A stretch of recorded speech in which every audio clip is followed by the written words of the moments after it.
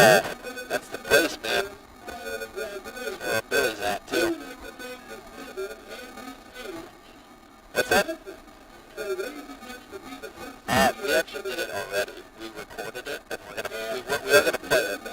So you can go back and watch it on YouTube. It'll be part of the broadcast, but it's already pre-recorded. So. And we...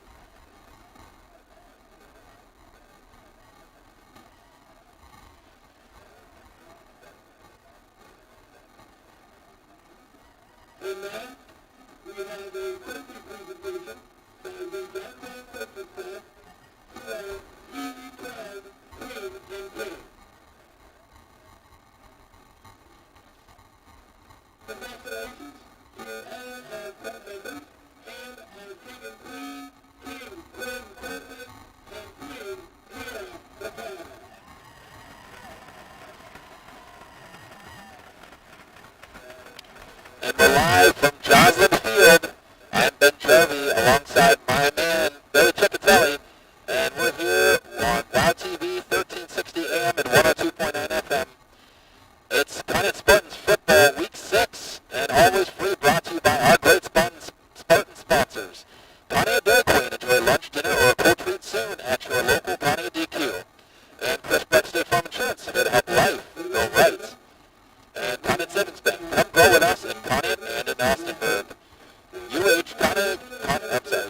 Conneaut Medical Center, advancing the science of health and the art of compassion for over 100 years. And Conneaut Save-On Food Store, not low quality, just the lowest prices. And Gertie's Pharmacy, family owned for over 60 years on Main Street. Ben Jarvie alongside Billy Ciccatelli for the homecoming game. Conneaut Spartans against Craven Central Catholic Ironmen. And we're getting set here. We'll start kicking it off with the Chris Breck State Farm Insurance Coaches Show with Matt Jarvie and Coach Rocco Gilbrin. But as you can see on the field as well, that we want to thank our great sponsors. And, of course, honoring all of those students that are celebrating their senior years and graduating in the marching band as well. And all of those that came out tonight for our home crowd tonight. We'll kick it over to the Chris Breck State Farm Insurance Coaches Show on 1360 WOW Sports right after this. And it's week number 6 of the Chris Breck State Farm Insurance Coaches Show. Once again, here on 1360 WOW, 102.9 and WOW TV, of course. And always with us, our very special guest every week, Coach Rocco Gilbrin. Coach, great to be with you again. Hey, great to be here as always. Fabulous win. I mean, everybody was overjoyed. Nobody more than you, I'm sure. Oh, no, it was a great one. You know, it's when you go in 4-0 team, and you were, like I said last week, you want to see where you stack up, and then things go early your way. But against a team like that, you're like, it doesn't matter. You better keep playing. And you go. We went into half 21-6, and we were not comfortable at all. We were like, we got to keep playing. We got to keep going. Right. And then the funny thing is, we told our kids how important the first drive is coming out. And they drove all the way down to the 1, and then we fumbled. And I was like, no, But that happens. They had a couple fumbles early. We fumbled late. Right. But at the end, we hung on and with a good, solid win.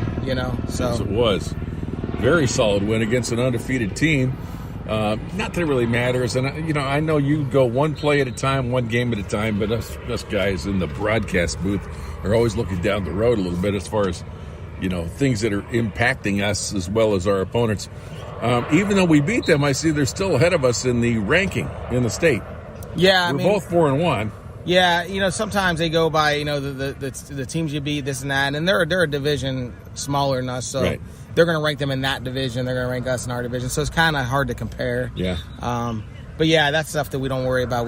We have no control over, so that's why we can't worry about it. Otherwise, we'll stress ourselves out when we don't need to be stressed. I know. But we need something to grumble about. In Absolutely, the booth, you know, so that's okay. I'll grumble after the season. I mean, even Benedictine, which is a great team. We don't know. I didn't even check who they played, but they're 0-5, and they're ranked ahead of us. Yeah, well, but you know, they're always a really good, solid team. So right. Nothing you can do about that.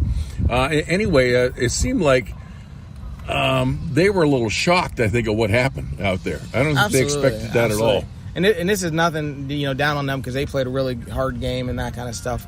But I just felt like, or I don't know, but I mean, what I will say is our kids hit hard that game. You know, Ty Covill was hitting. He was driving his feet. Scotty Edwards, those guys, they were hitting hard. And I don't know if they weren't used to that or they struggled holding on to the ball. I know that kid, Kuntz had 35 carries, so I at the end of the night he had to be tired. Oh, you know, if I carried the ball 35 times, I'd be tired too. You know, so in that last fumble we had, in my mind I'm thinking, you know, well, yeah, he's got to be dead tired. Yeah. It might be hard to hold on to the ball after 35 carries, because I've been there way back in the day, but it can be tough. But I feel like our kids did a great job of trying to cause turnovers, and it's been a focus of ours. And it was the right game to finally come out and get some turnovers because that's been one area we haven't had a whole lot of them. And we came out back with 4, I believe, so it was a good thing. Yeah, it was an awful lot of that, just keeping track of that alone. Another thing, Kuntz was averaging 253 yards a game. I think he held him to 178. Something right? in that area, yep. So that's a great win. Absolutely. And that's what I know. He had like almost 11 yards a carry, and he had 5 against us.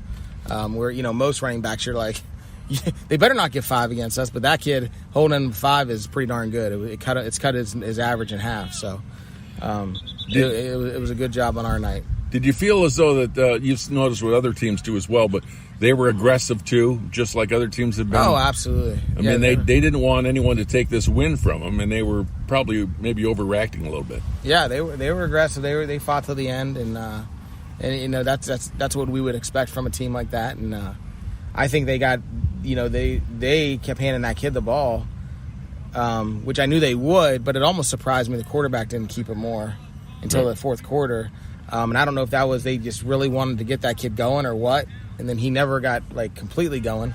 And then in the fourth quarter they had let the quarterback keep it a couple times, and they were successful doing it, but it was a little too late at that point. So, of course, we're talking about our win last Friday night against the Rootstown Rovers, and Ben pointed this out in the game too, the significance of 33 points. Did you know what that was? Well, I don't. I can say Cole. I don't know what else. Well, that would be good too. But I don't know if there was a special date for that. Well, they beat us. They scored 33 points when they beat us back in 2017. Oh, really? Okay. So in a way, it was kind of returning the favor, and in some ways, just giving them the same points. I tried to get that game out of my head. That was rough. So yeah, great win though, a fabulous win, and I'm sure that's the kind of win that a lot of people turn around, you know, and they give it a second look, like Conneaut. The Spartans? That's who did that? Absolutely, and that was what we're trying to tell the kids, you know, because they were talking and hey, we're winning this game, and you know, and I said, hey, go get your respect, you know, go out and get your respect, and they did. They they believed the whole time, and you know, when I say I felt like we could win, I definitely felt like we could win, but I thought it would be a tighter game, right? And I'm sure if we played again, it would be a tighter game, but things went our way. The kids played, they wanted it. And I felt like our kids wanted it more. You know, a lot of times when we lose, I said, hey, the other team wanted it more. Well, I think this is a game where our kids really wanted that win, and they went and took it. And, I mean, across the board, you can name any kid, and they were impressive. Oh, yeah. The offensive line, defensive line. Ty Covill was all over the place. I think he had 17 tackles. Oh. He's doing that every week, it seems like. It does. It's incredible. He's kind of the hidden captain, you know, like or the hidden MVP. You know what I mean? Yeah. Like, he ain't got the offensive stats and the touchdowns, but he's kind of that hidden MVP, that kid that goes out there and gets 16, 17 tackles. And then on offense comes over and makes some key blocks for us to spring our running backs. So, and we had a chance to talk to him too. We ran into him down at the lake. I created this little program. Some of the guys, I was driving by and they were just hanging out by the lake, just relaxing a little bit. And one of them yelled out something. I said, "What?" He said, "Aren't you going to interview us?" Because they're used to me coming over and talking to you here at the practice field. Yeah. So I went back and I talked with a few of them, and they really enjoyed that too as well. We're calling that a Spartan Insider, and we're running that during the games too as well. Just short, brief little interviews, just to, let people familiarize themselves with the player. So, that's great. But that was really good. I'm sure they appreciate it. I want to keep that up as best as we can too. Looking ahead here, this Friday night, Cleveland Central Catholic. I think that was 2017 too, but I could be wrong. 2019. Was it 19? Okay, I remember driving up there for that game, and beautiful field, beautiful setting, and when I look at them on film, I don't know if you see it, but they look very similar to what we went up against the last time we went up there to play them. Yeah. They definitely got some athletes. Yes, they do. Got some athletes. They're going to try to get them the ball. The running back runs a really nice running back, we got to come out and play. It's a game that we feel, you can't have a letdown after a big win type game. Yes. You just had a big win. You can't, and everyone's kind of excited about it. And now you're coming out, and the kids, sometimes it's hard for them being kids and not knowing the competition these other teams play. They want to just look at the record, and it's a 0-5 team, so they want to look at, they're 0-5, but and we're trying to stress them like, hey, we don't know their competition. You can't look at the record. You got to go out and play. You got to don't worry too much about them. Worry about yourselves, because that's been kind of our motto this year. Like, don't worry about the other team, but it's hard for kids to do. And so hopefully our coaches, and we're really trying to do a great job of getting these guys in the right direction, trying to stay positive and not have a letdown after a big win. I couldn't agree more. And you notice too when you watch them that they do have a bit of flash and flair to the game when they play, and obviously speed too. They have a decent amount of speed on their team, so it still makes them dangerous. Absolutely, no and that's what, when we played them a couple years ago, that was the thing. In any given down, they can score. And every once in a while, they're going to come up with a big hit. So I remember they had a kickoff return for a touchdown the last time we played them. They hit us on it. They hit that one time. The quarterback scrambled all over the place, right, left, right, and then finally found a guy open, hit him. So those are the things that we got to at least contain. We got to contain those plays, and if they break one or two, it's okay, but it can't be more than that. And it's got to be a clean game. We can't have penalties. And that was the one downer from last game. We had way too many penalties, personal foul stuff that we needed to fix. So we've had some talks about that in the last couple of days. I can only imagine what would have happened if they were the only team. The Rovers were the team that committed all of the errors on the field. Yeah, right. I don't know what the score would have been then, but you're absolutely right. How do you feel? I mean, the officials did a pretty good job, but it seemed like it was tough for them to keep a grip on the game, only because there was so much going on out there, penalty-wise, that they're all trying to. Yeah, it's hard. Those guys got to do the best they can, and sometimes we're not seeing what they're seeing. Right. But they're also standing out on the field, and if they mess up a call, we have it on our little iPads right next to us, so we can start. Hey, wait, you missed this. But they don't get a replay. They don't get to go back and look at those things, and so they did the best they can, and a couple of fouls, you go back and you're like, wait, what were they looking at? And then a couple of fouls, we were arguing, and then we see it on film, like, oh, that was a good call, And so our kid would come off the field, as all kids do. I didn't do anything. And then you look at the film like, yeah, you did. It's right there. So, but and the thing I will say is that I think our kids have gotten better at this year, and I think our coaches got better at, is we don't care if we get a penalty anymore. And the fact that play the next play. Right. I feel like sometimes in the past there's a penalty, and then all of a sudden the coaches are yelling instead of calling the next play. Okay. The kids are like, oh man, we're back 15 yards. And I thought this game we did a great job. We go to minus 15, the next play get 20. Yeah. Or next play get half the distance, and then third or fourth down get the first down. So we just kept playing. We didn't let we only punted once, so we didn't let those penalties really kill us. Yeah. Defensively, they killed us a little more. A couple times we were on defense, and that gave them 15-yard gains. But, hey, keep playing. Your back's against the wall. Keep playing. And I think one or two of those times that we caused fumbles, down in their own zone. So it was a good thing.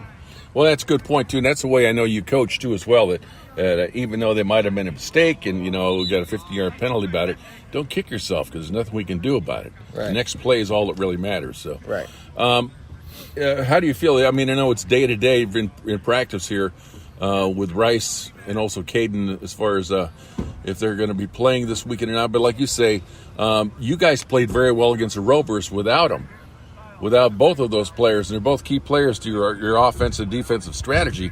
So it didn't seem like you lost that much, and that just shows the depth you have on this team and how well they're coached. Well, thanks, appreciate it.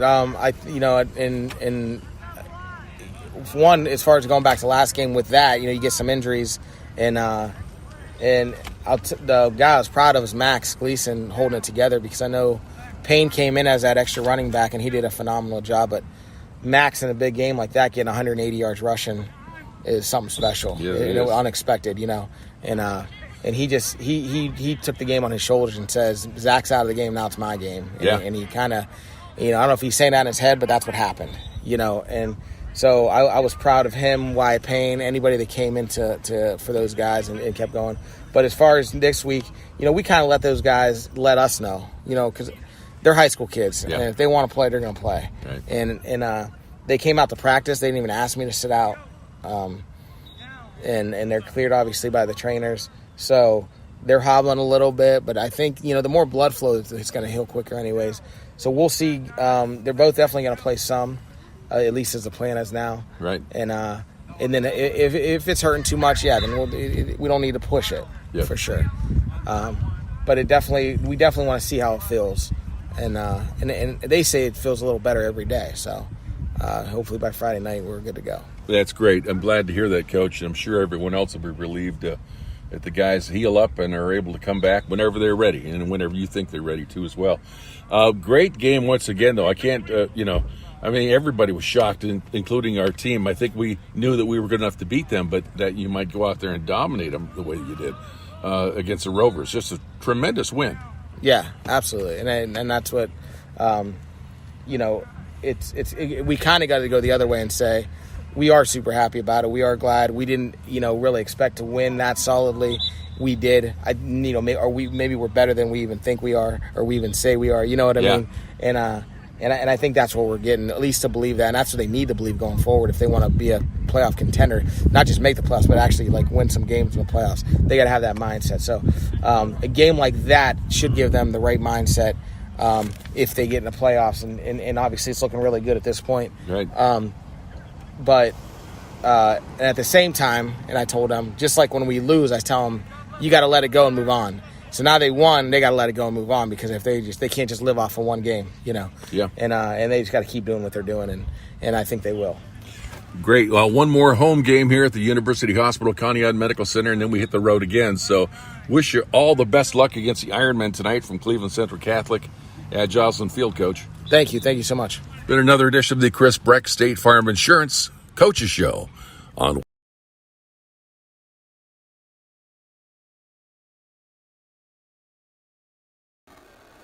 And it's Ben Jarvie again back at Jocelyn Field. And thank you for that, Chris Breck State Farm Insurance Coaches Show with Matt Jarvie alongside Arthur Gilbert. Thank you for joining us for the Conneaut Spartans homecoming as the guys come busting out through the banner, led by Zach Rice right at the front. It's good to see Zach Rice back and healthy. And definitely with that, we're definitely excited for tonight, and it will be a good matchup. And before we get into all that, the pregame and stuff, we've got a few minutes left, and we're just going to kick it right over to an interview right here with Matt Jarvie and Denise DiDonato. And we'll kick it over to them, and then we'll come right back after this short break. Hi, it's Matt Jarvie up in the University Hospital Conneaut Medical Center broadcast booth. And we have a special guest stopping by to see us. It is Denise DiDonato from University Hospital, not only here in Conneaut, but in Geneva. And Denise, you are the Director of Operations as well as several other things I'm sure that you take care of for both facilities. Yes, covering Ashtabula County, and proud to represent University Hospitals. Absolutely. That's And right before kickoff. it's a milestone. And, we like to take the time to get together and talk about the facility so that everyone is more aware of exactly what's available, changes you're implementing, things you're offering to the public as far as healthcare goes.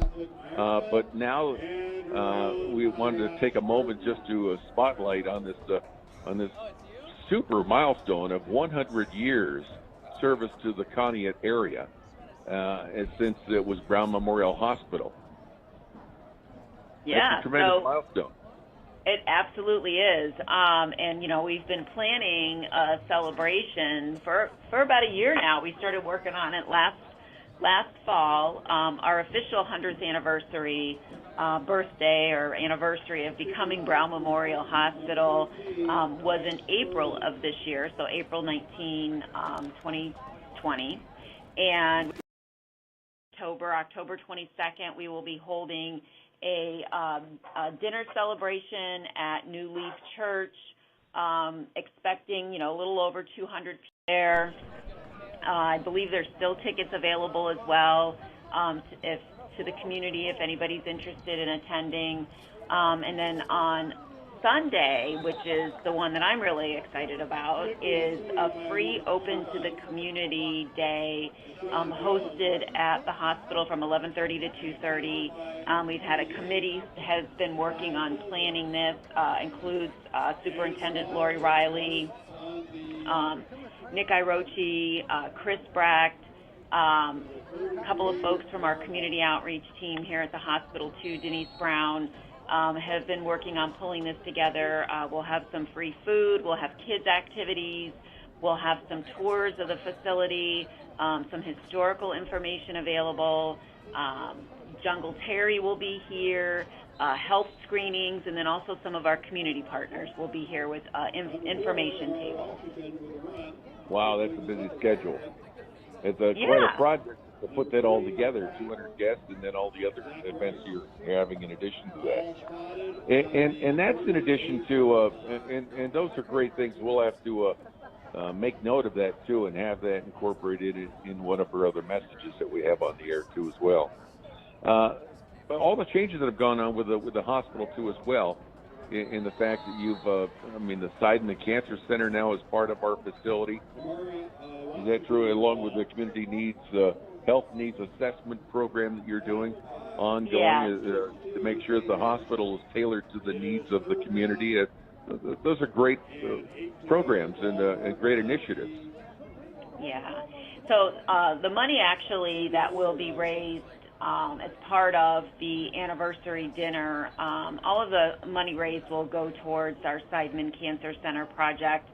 We've actually been working on raising funding to create a Seidman space here at Conneaut. While we do offer the services, have been offering the services for oncology and other infusion patients, non-cancer patients, we started raising from the Ashtabula Foundation to do construction, and we were set back a little bit, obviously, by a couple of years' worth of COVID. Not a lot of fundraising going on. So we are in a position now where we will be able to do the renovations needed to really brand it as a Seidman. We're offering the care close to home, but now, the next step is really making it look like Seidman as well. So when a patient walks in, they definitely know that they've entered an area, that is very much aligned with our Seidman Cancer Center services downtown. We also have Seidman Cancer Center at G, and that's actually gone through 3 different phases of renovation and construction as their services have continued to grow in demand there. And then you mentioned the community health needs assessment as well, and that's a project that is, as you mentioned, ongoing. It is part of our community health investment strategies here at UH, but also it's a collaborative effort across many partner agencies across Ashtabula County and our health departments, where we come and we sit at the table together and we work on strategies and plans to improve health outcomes across the community. And while UH is a partner at the table, there are programs that we are responsible for delivering to the community but there's also programs that we deliver collaboratively to people in the community as well. So something we're very proud of. One of our community health investment strategies that we opened this year, in May of this year actually, was called, it's our Food for Life market. And it is a market that patients of UH primary care physicians in the county can receive a food prescription to go to the market at no charge. They work with a registered dietitian. They are able to select food for a family of 4 that will also help them achieve their health outcomes that they're working towards. So something we've been extremely proud of. Again, the Ashtabula Foundation provided us the seed money needed to start that program, but it will be self-sustainable by UH Conneaut for many years to come. Fantastic. That's more than I thought it was. You know, it's very involved, and it breaks down to the minute point of caring for families and individuals in a community. Yes, yeah, it will be very impactful. Denise, I appreciate you stopping by and talking to us, and don't be a stranger. Of course, when we'll be home again after this road trip that we're on here, we'll have another home game as well, so maybe we'll have a chance to talk again then or at another time on the radio. Yeah, what a nice weekend for homecoming. It certainly chilled down a little bit, but you know, it'll be a great game, and go Spartans. Absolutely. Denise DiDonato from University Hospital, Conneaut Medical Center, and Geneva Hospital, thank you for visiting with us today. Thank you. Have a great night. You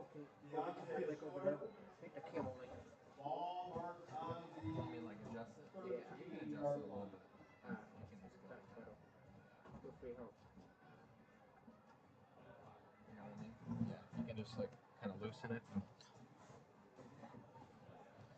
And we're back at Joslyn Field as your Conneaut Spartans are driving after forcing a 3-and-out against Cleveland Central Catholic. And, there's a loose ball on the ground. And I think it was an exchange between Max and Zach Rice. And Max falls on the ball and recovers it for Conneaut. But that was a close call.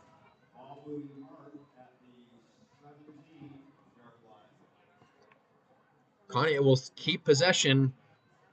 Still 0-0 early in this game. Second down upcoming, but long yardage needed. But they are driving. They're in the red zone. They're marked at about the 18-yard line. Thank you for joining us as well with the interview with Denise DiDonato of University Hospital, Director of Operations. Thank you, Denise, for joining us. And Max Gleason faking the pass, and he's going to carry it and take it down to past the 10-yard line, maybe marked at about the 9-yard line.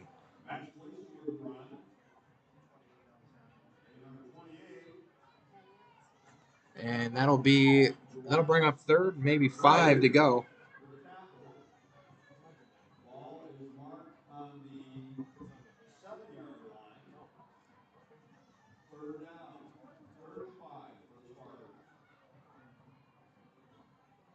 And it'll bring up 3rd and 5 for Conneaut. And it's going to be a run by Max Gleason right up the middle for a Conneaut Spartans touchdown early in this game. Max Gleason took it and ran with it from 8 yards out, and he scores the Conneaut Spartans' first touchdown of the night. Brought to you by Conneaut Savings Bank. Stop and ask about online and mobile banking. Online makes banking transactions fast and easy. CSB in Conneaut and in Austinburg. Stop into Conneaut Savings Bank when you can next week, and the hometown crew will take care of you.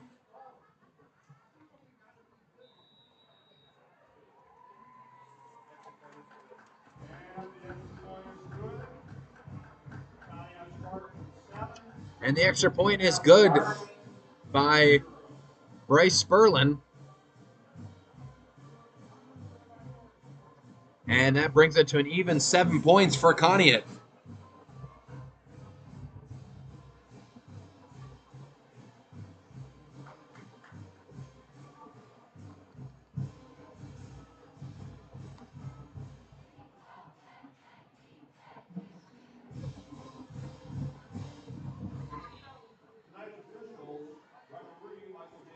And thank you for joining us as well, of course, for the homecoming game as well. We had Rick Bruno, special guest, Conneaut Hall of Fame athlete and Youngstown State Hall of Famer as well, join us for the coin toss, and we have a special interview upcoming with him during halftime.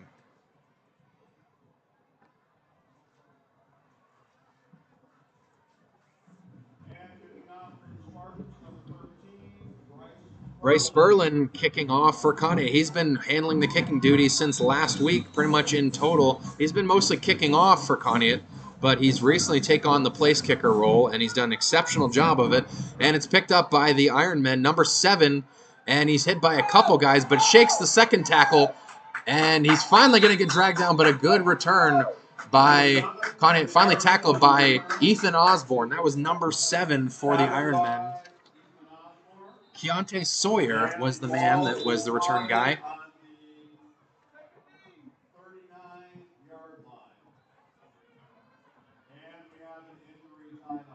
And there is an injured Ironman on the field. So we're going to take this brief timeout. And early score for Conneaut. And we want to keep this Spartan lead going and remind you about our Spartan lead sponsored by your Conneaut Dairy Queen. Remember, the blizzard of September is Pumpkin Pie and Cinnamon Roll Center. Or enjoy one of DQ's great signature stack burgers. We'll see you at the Conneaut DQ drive-thru or dining room. And, of course, ice cream cakes are good for any occasion. Sweetest days coming up next month. You got Thanksgiving, fall holidays and everything. Birthdays galore throughout October. Christmas, of course. Billy, thank you. And Billy Ciccatelli alongside me here as my cameraman. So we want to thank Billy as well for joining me in this unstoppable duo. And the Ironmen have the ball at about the 38-yard line, so good field position. And the handoff, and the ball's loose, and the Conneaut Spartans had no idea that it was down on the ground. Number 62 fell on it for Cleveland. That was Eugene Smith, but number 4, Amari Washington, the junior running back, 5'9", 165, dropped the ball. It just squeezed out of his grip, and no one knew that it was on the ground. I'm not sure if it was a live ball, but I would say it was just because I didn't hear a whistle blown.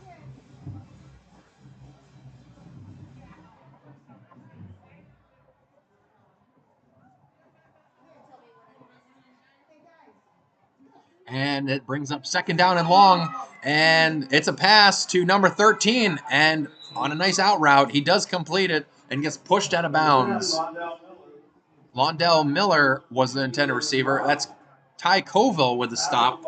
Ty Covill getting his baker's dozen tackles tonight. He's already on his way. Had 17 last week, and he could be our DQ player of the game every week, but we also gave it to a couple other guys that were just as deserving. Scotty Edwards got our defensive honor, and offensive honor went to Daren Christine on the line. So the guys on the line last week against Rootstown were really elemental in winning that game.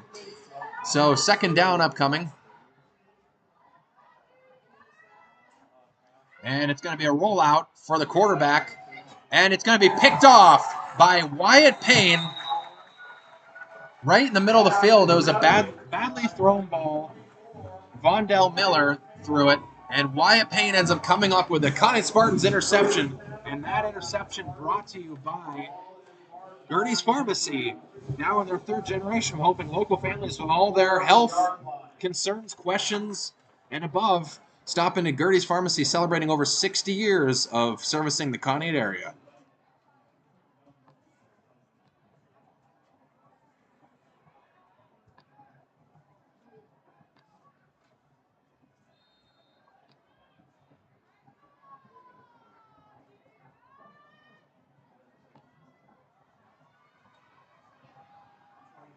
And a run play. This one's designed for Wyatt Payne. Wyatt Payne has got room to run on the outside on the far sideline.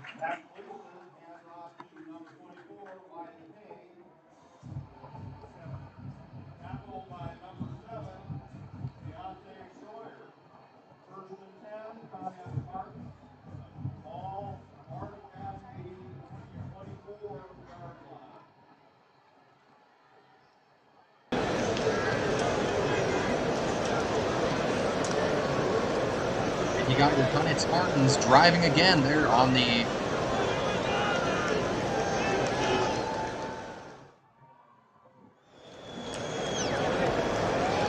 They're on the 22-yard line, and they're still making their way up. And this is going to be a handoff and carry by Zach Rice. Zach Rice is running the ball. He's got plenty of room. He's got a huge burst of speed, and no one can stop him. Zach Rice is in for another quick touchdown. Zach Rice takes it 22 yards of the house for your Conneaut Spartans score.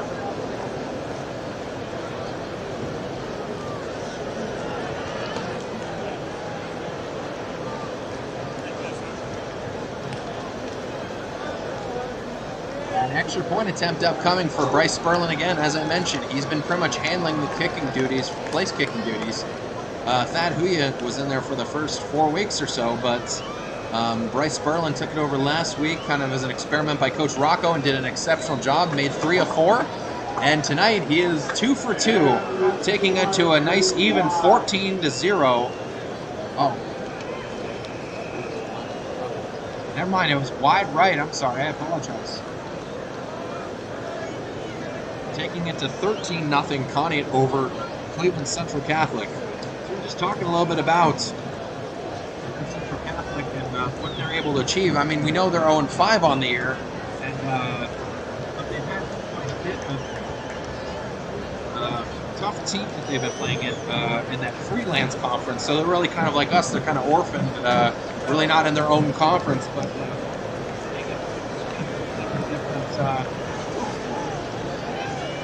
several different teams. They played the Villa Angela Vikings last week and got pretty whooped on, 42-6. It was 42-0 at half. And the Vikings are 4-1 on the season. They beat teams like JFK, not the JFK from Warren, but JFK from Cleveland, and Wheeling Park from Wheeling, West Virginia, and East from Youngstown, all W. So 4-1 on the year. So they played a lot of good teams. So we weren't quite sure how good this Cleveland Central Catholic team is. 0-5 doesn't really necessarily mean much if they still got a lot of talent, which Coach Rocco really had a lot of good things to say on that front from that. As Bryce Spurlin getting set to kick off.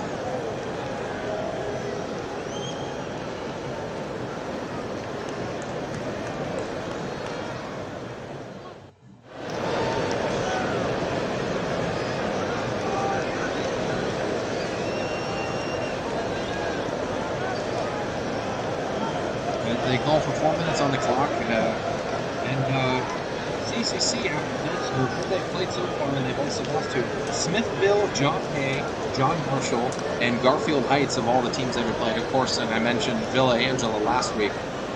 Next week they play Gilmore Academy, which is a team that I know some people actually in that school. So, and my grandmother actually went to that school basically, formerly. And he's dragged down near the close sideline. Sawyer with the return for the Ironmen. Jason Stiles makes a stop on this close sideline.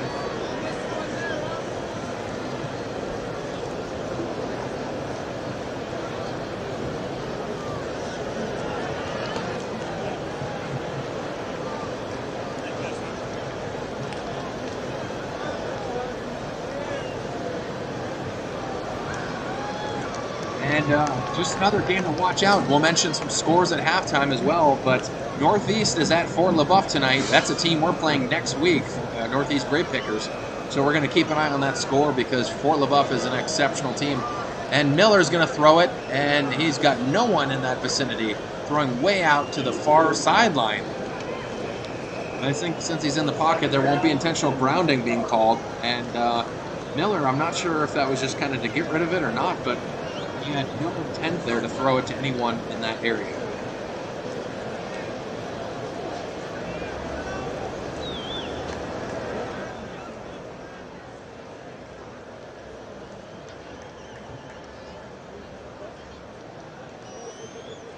Gonna bring up 2nd down and 10 for the Ironmen.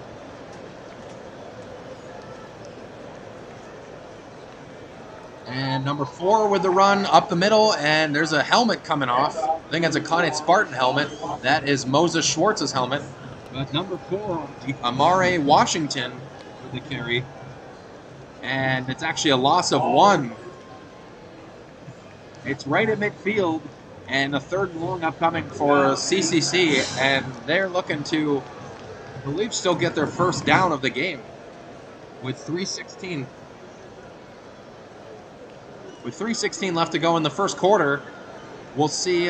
With quite a few minutes gone by, this is their second offensive possession, so they got to make something of it and at least get a first down here. They got a great kick return and delay of game. It's going to be delay of game call against Cleveland. And that'll back them up even more past midfield to the 45 now.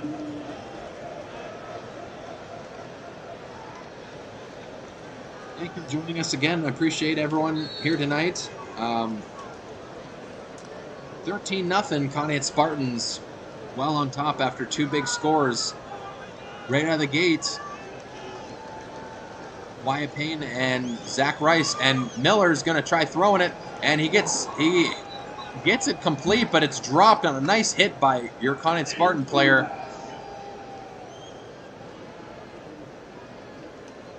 Who was that? That was number 63 for the hit, or 53. 53 for Conneaut.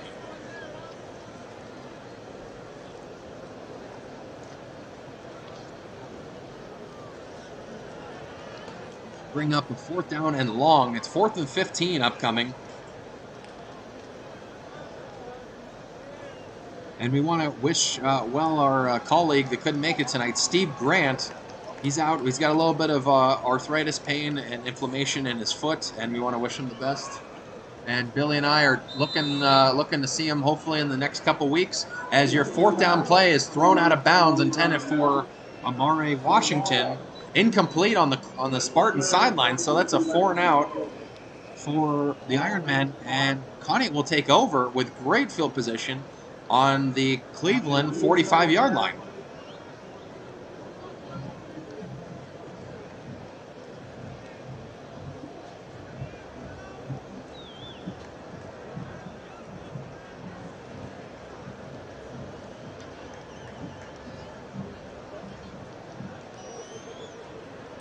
And Conneaut will take over right there with Max Gleason at shotgun and Zach Rice, and it's a draw play. Zach Rice has got it, and he's got tons of room and tons of speed, and he's going to take it all the way for the house. 45-yard run.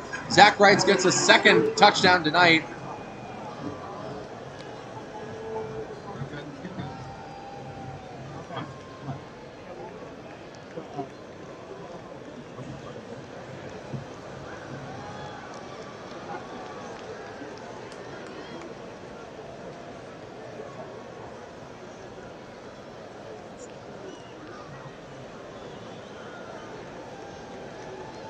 And Bryce Spurlin touchdown.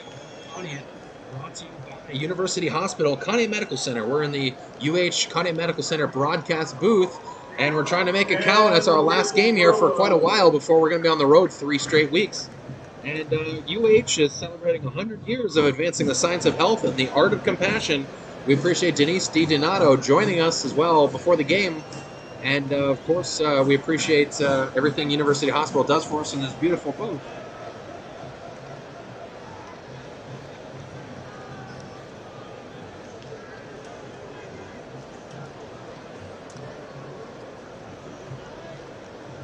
And that'll bring it up to 20-0. So Bryce Spurlin is 2 for 3 on extra points tonight.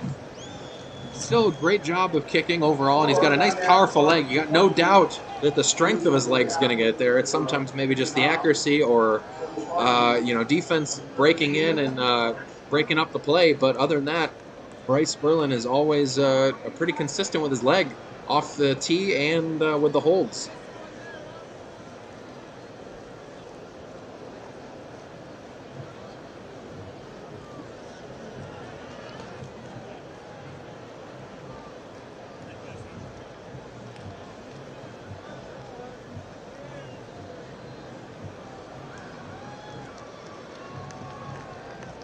And Bryce Spurlin kicking it off, and it's a nice strong kick.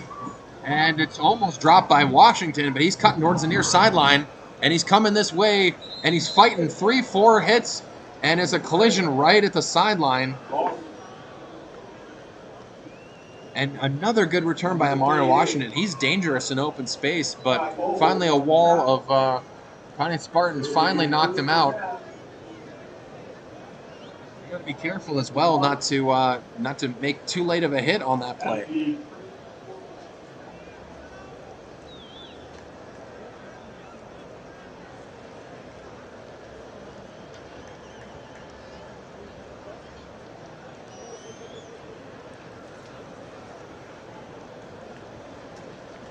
And your Conneaut Spartans marching band as well, definitely doing a great job out there tonight. And up the middle, Washington takes that one and maybe gets a couple yards, but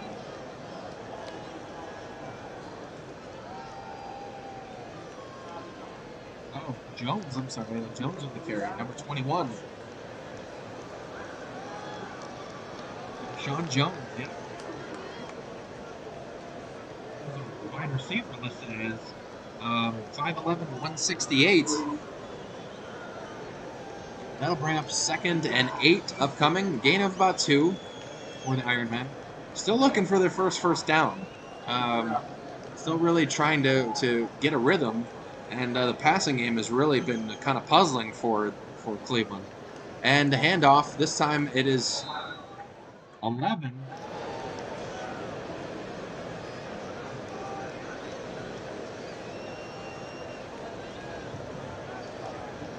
We don't have a jersey for number 11, so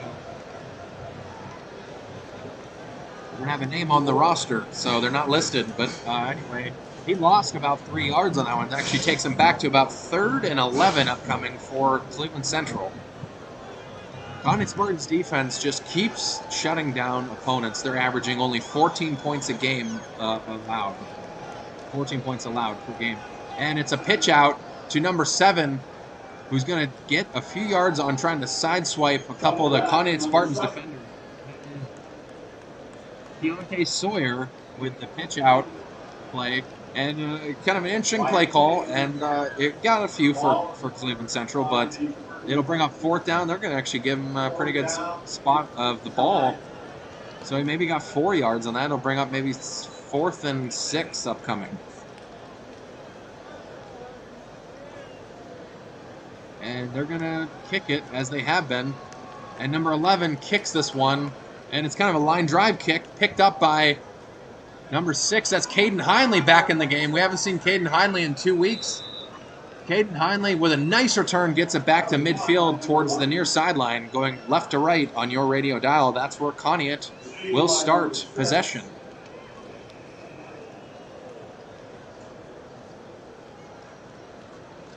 Good to see Caden Heinley back in there after that really tough injury 2 weeks back against Corey, where he was playing quarterback and was very good at it, and unfortunately had a little bit of a setback with his leg. And but I think he's definitely quite a bit better, and we're glad to have him back in there, as well as Zach Rice, who's already got 2 touchdowns tonight, so his issues of his sprained ankle do not seem to be plaguing him tonight. And Max is looking to throw it, and a nice little pass out to Larry Ham. Gets a 1st down and then some. A nice pass again. His chemistry with Larry Ham still growing. Kind of a floater pass, but... Oh, and the Cleveland Central Catholic guy that made the tackle, he's down. I'm not sure what he's grabbing other than his, looks like his chest. That Conneaut Spartans first down brought to you by Chris Breck State Farm Insurance. Ask about bundling your insurance coverage and saving money. Call Chris himself at 593-1191. Chris Breck State Farm, here to help life go right. Right, Billy? Exactly. And, yeah, that's too bad. He looks like he's definitely in a bit of pain, this Ironman player. The guy that made the tackle for the team, but I'm not sure who he is. I didn't get a look of his jersey, but he's definitely looks like he's having a tough time.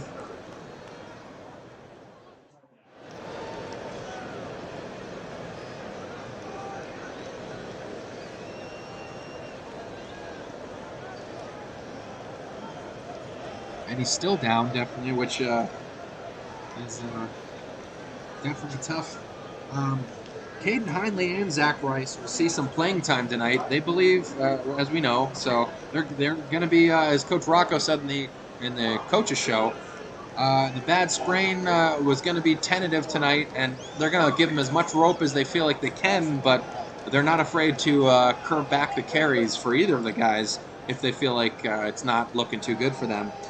As we mentioned, Cleveland Central Catholic has a ton of talent with a 37-man roster. They have a ton of speed, as we've seen out there from Amari Washington, Vondell Miller. They look really good at times, especially in open space, but have trouble converting games to wins. And clearly tonight they haven't really had a lot of luck with converting first downs on offense. Looking through the rankings for Cleveland area, Jefferson is 55th, Benedictine is 75th at 0-5, and Edgewood is at 4-1, ranks 121 overall. Rootstown is at 103 at 4-1 with their loss, so in their respective region as well. Conneaut kind of still, we're not sure where they're at because according to Max Preps, they're actually still listed in the PIAA. So, but definitely. We got a lot of points for beating Rootstown last week. We know that. So, as number 25 got off the field, who was the injured Cleveland Central player, that was Jermaine Singleton. And that ends the first quarter with the score: Conneaut Spartans 20, Cleveland Central nothing. We'll take this brief timeout. Stick around for second quarter action on 1360 WOW Sports, 102.9 FM, and WOW TV.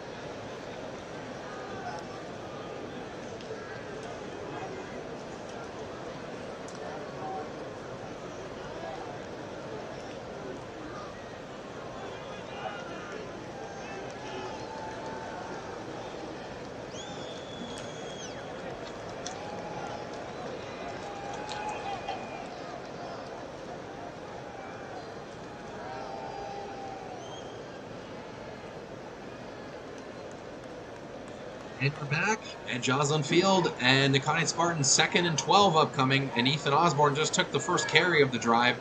And the second drive, I think Zach Rice just got lit up by a wall of defenders, and his own lineman fell on top of him. That was Jaden Anderson, just kind of pummeled him kind of from behind, kind of pushed on him. That was it almost looked a little scary from our viewpoint here, so that'll bring up a 3rd and long upcoming for Conneaut. 3rd and 16 at least. And looking for the play call. This is definitely a tough one.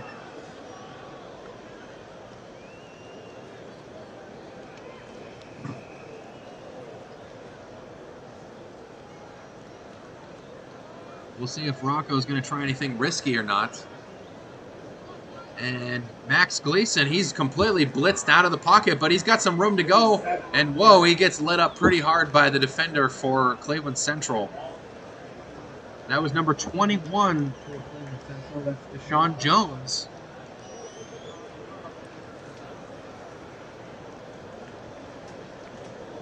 That'll bring up a 4th down and long, and you're at the 45-yard line, so there's no sense in really trying to push it. Might as well punt it and push him back quite a bit, and you're up 3 scores.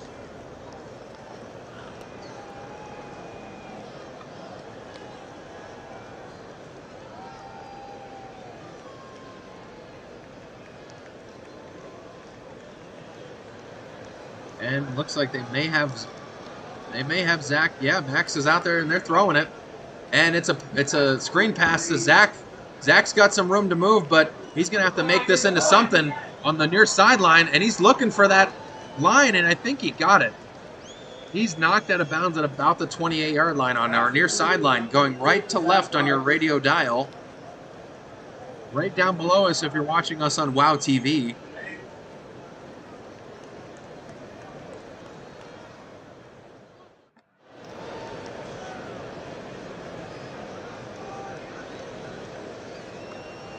Injury timeout.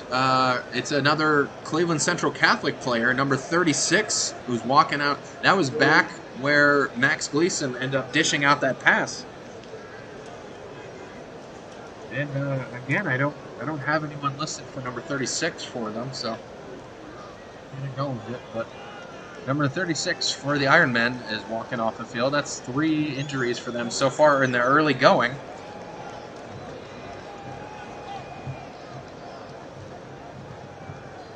Again, thank you for joining us. Ben Drum alongside my friend Billy Ciccatelli, who's helped me out with the camera over beside me. And we're here as a dynamic team because Steve Grant is out with an injury, but he will return hopefully in the next couple of weeks. And first down on that great first down possession for Zach Rice, and Wyatt Payne gets quite a few yards on that one, but is eventually lit up by number 7. That is Keontae Sawyer. And we want to remind you, of course, we want to thank you for sponsoring that first down, brought to you by University Hospital, Conneaut Medical Center, celebrating 100 years of advancing the science of health and the arts of compassion.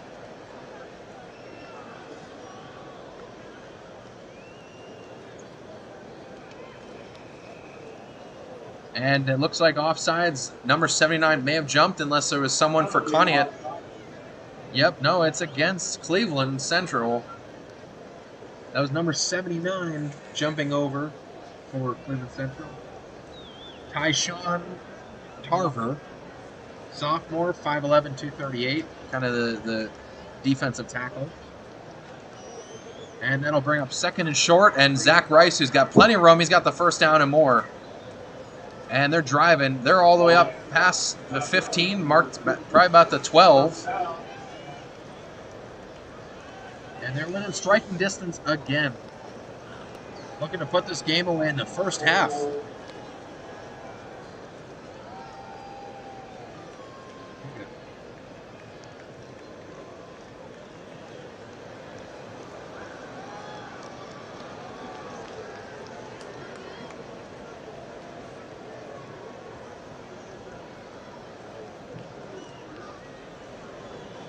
And the handoff is to Zach Rice again. Zach Rice gets up past the 10. He's at probably the 8-yard line. It's not second and goal. They're gonna need to get to about the 4 for a first down. But they are driving yet again.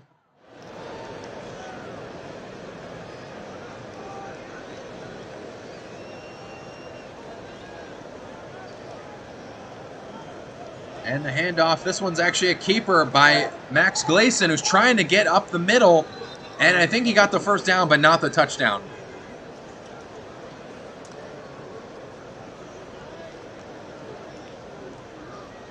And that's where they're going to mark him down. It's a Conneaut Spartans.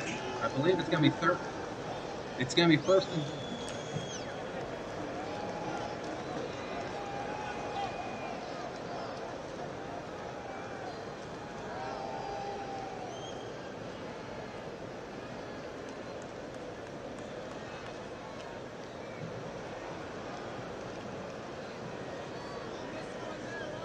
first and goal at the 3-yard line. Max Gleason in shotgun. He's going to hand it off to Zach Rice, but he's hit immediately by number 25 and a couple other guys. 76 for Cleveland. Jermaine Singleton was the leader for that defensive blitz. And Darius Johnson. They lost a couple there. It's going to be second and goal still, but probably back at the 6 now.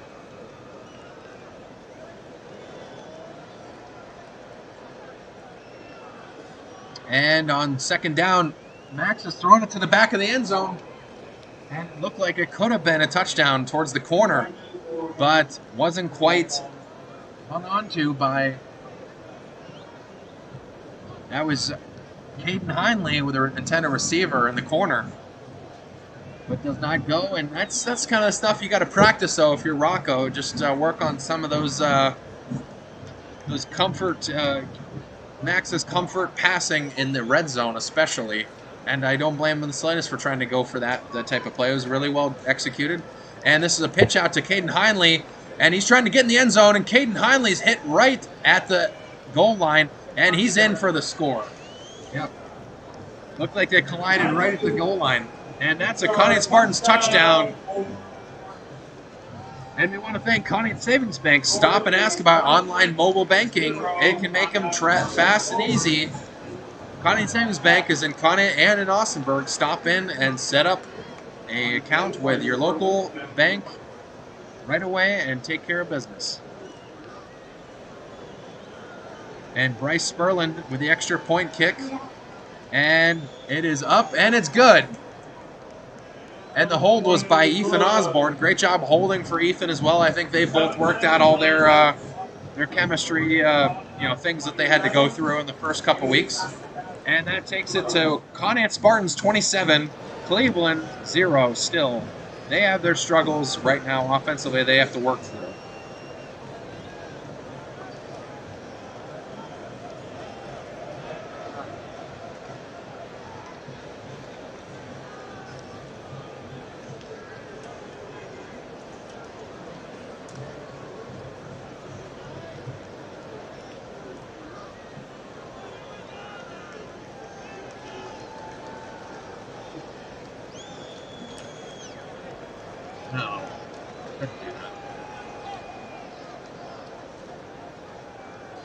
No. And next week, of course, as I just mentioned, we're playing at Northeast, so this is the last home game for Conneaut in the Conneaut Medical Center broadcast booth.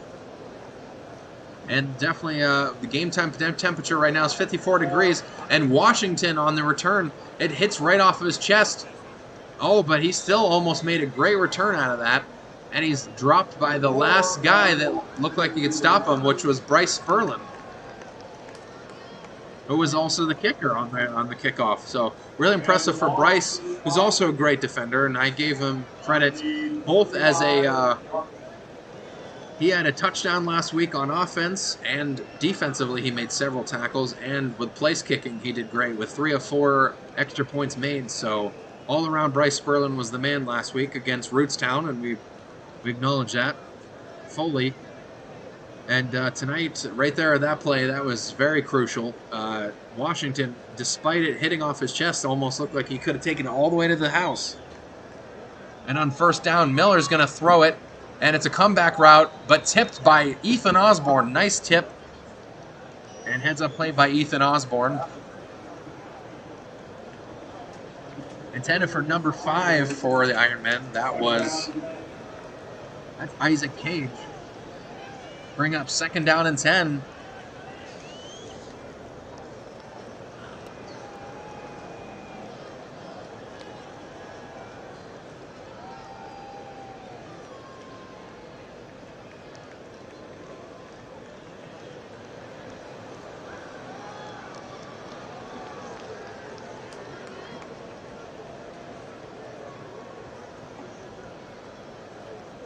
And on second down, it's a sneak play. That's a kind of reverse pitch to number 13, but dragged down by number 13 of the Conneaut Spartans, Bryce Spurlin. That's Damon Brown.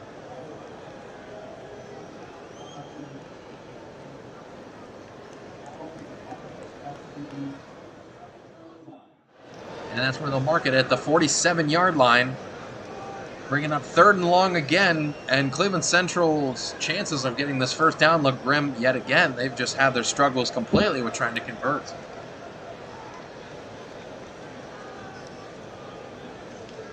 And a lot of their strategies, like we mentioned, just really haven't converted to any W's this year, but they're still looking for their first one. And Miller's throwing it. Nice pass thrown deep. Incomplete, though. There was 2 receivers for Cleveland in the vicinity.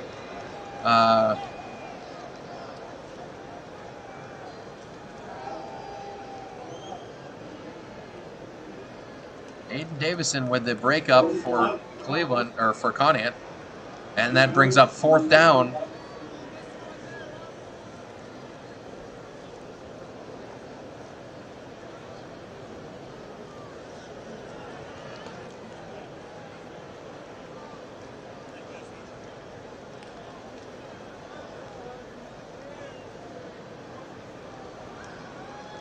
And on 4th down, Miller's throwing it. Cleveland's going for it. And they got a guy down there, but hit him actually right kind of on the hands. Good defense by Max Gleason. Broken up, though. Miller waiting. And that'll be 4th and out again for Cleveland. Their woes keep continuing.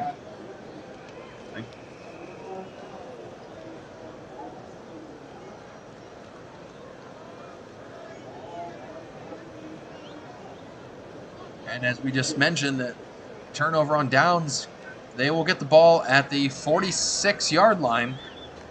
Great defense by Max Gleason, and just another 4 and out for Cleveland Central. They really don't even look like they want to punt the ball at this point. They just want to get some offensive momentum going at all costs, even going for it on 4th and 10. And on 1st down, Max Gleason from shotgun, he takes it, and he's going to keep the ball and tuck under it, and he's carrying it past midfield to about the Cleveland 46.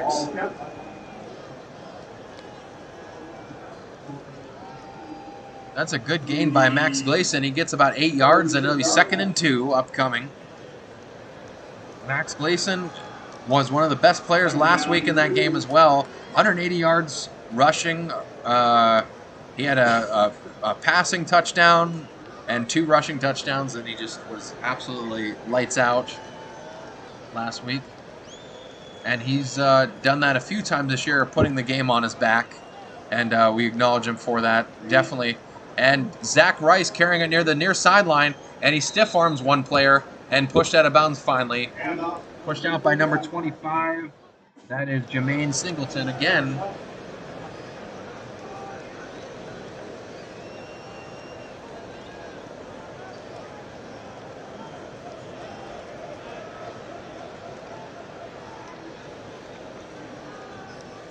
That's where they'll mark it at the Conneaut 37.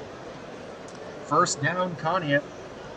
We want to thank Gertie's Pharmacy, now in the 3rd generation of helping local families all their health questions, concerns, needs for over 60 years. Gertie's Pharmacy. And on the QB keep, he's past the 30 at the 28. And bring up 2nd and short again. Another 8-yard pickup for Max.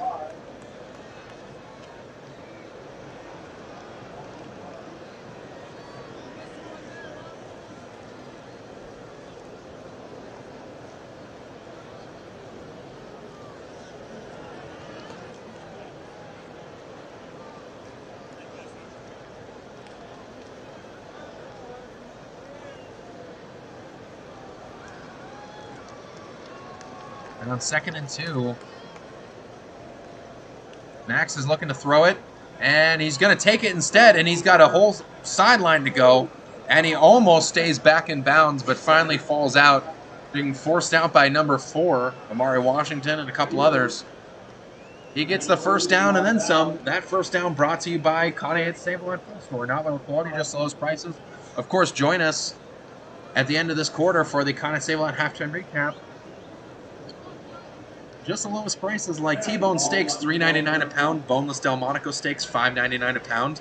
New York strip steaks, $4.99 a pound. Tremendous food prices at Conneaut Save-A-Lot, right in the plaza off of Main Road. West Main. Thank you. Billy corrected me. West Main Road is definitely the thing you need to know most of all. And Zach Rice fighting tackles, and he's past the 5 at the probably marked to the 3. And he's knocking on the door again. A Cleveland player down again, though. 76. That's Darius Johnson, who's one of the defensive tackles.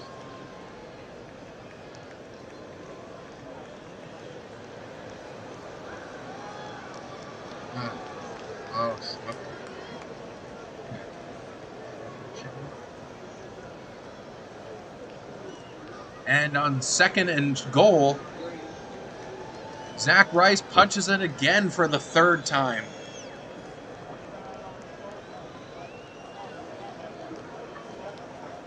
And that's another quick 6 for Conneaut. And they're already at 33 points, which was their total all game last week.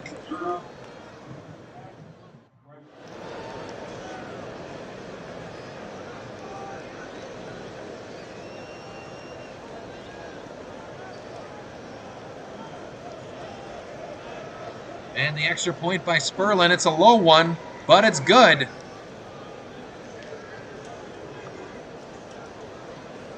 And that'll take it to 34-0. Conneaut all over Cleveland Central Catholic tonight.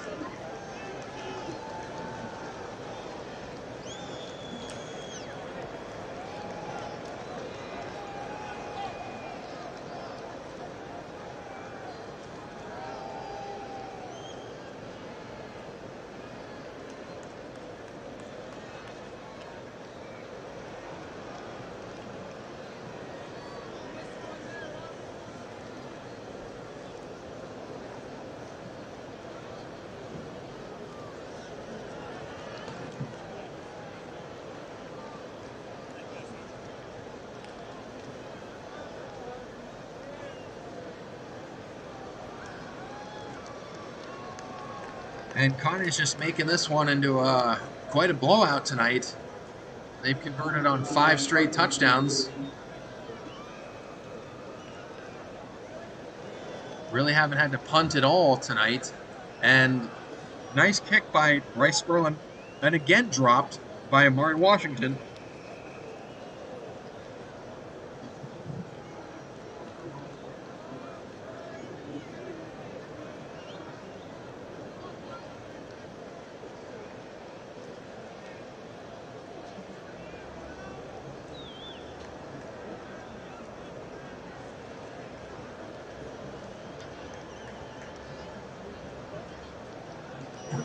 And again, of course, thank you for joining us again on 1360 WOW AM and 102.9 FM on your radio dials. And of course, you can find us on YouTube and Facebook at 1360 WOW Sports, WOW TV.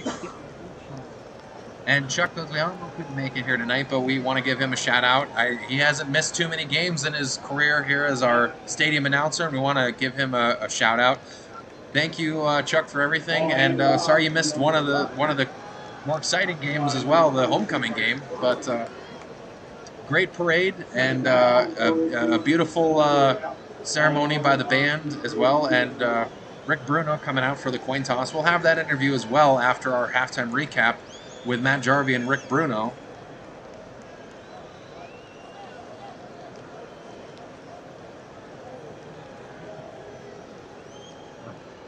They run the no, after half. Okay. I think it's after half.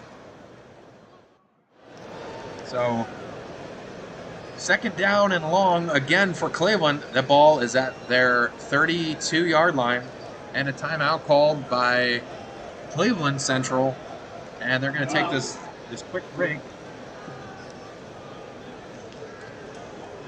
And for the Spartan lead, we want to thank your Conneaut Dairy Queen. Remember, the blizzard of the month is Pumpkin Pie and Cinnamon Roll Center. You got to check them out. They're excellent blizzards, but only while September lasts, which is only a week. So stop in your local Conneaut Dairy Queen. Keith and the whole family is definitely great. Great hospitality, great food. Their great signature stack burgers and Brazier menus always available. Stop in and see them through their convenient drive-thru or their wonderful dining room. And of course, the ice cream cakes. I might get one for Steve if he doesn't make it here anytime soon. I might get him a Dairy Queen cake just to cheer him up. Yeah, we'll throw the frosting on his face. That's what Billy wants to do. I'm all for it. We'll smash it, smash his face in it, but he gets to have whatever's left after all that. Yeah, so we may, but we miss him, and that's how we show our affection. And on 2nd down and long, Cleveland Central, Miller's looking to throw it, and he's got a man open, and pass is complete, to number 5, and he's hit from behind because he was not willing to go down. That was number 63, Dylan Phillip. Finally, with the final hit, that was a whole wall of Spartans laying the tackle on him. I believe that's their first first down of the game, I believe. On that nice completed pass from Miller to number 5 for the Ironmen, that is Isaac Cage, a junior, 5'8", 157 receiver. And that takes it to about the 45-yard line. They needed that in the worst way. And 1st and 10 at the 45. Miller with a man in motion, and a second man in motion, and it's going to be a handoff to number 25. That's Singleton. Singleton on the sweep. He's got a few, but he looked like he had purpose to maybe make quite a few yards out of that one, but he gets stopped by a nice wall of defenders on the shift. Wyatt Payne makes that stop, and Wyatt Payne keeps being the man on offense and defense, both sides of the ball. He's very dominant. And the ball's at the Cleveland 47. As I mentioned, too, it's a little bit chillier tonight than it has been in recent games. It's 53 degrees tonight, right before half. 1:39 left to go in this half. Conneaut 34, Cleveland 0. Miller for Cleveland rolling out right, and he's throwing it on the move, and he completes it again and dropped. Looked like he really had it and still dropped it somehow. Isaac Cage again on the same exact play, hit him right on the breadbasket, but he doesn't pull that one in.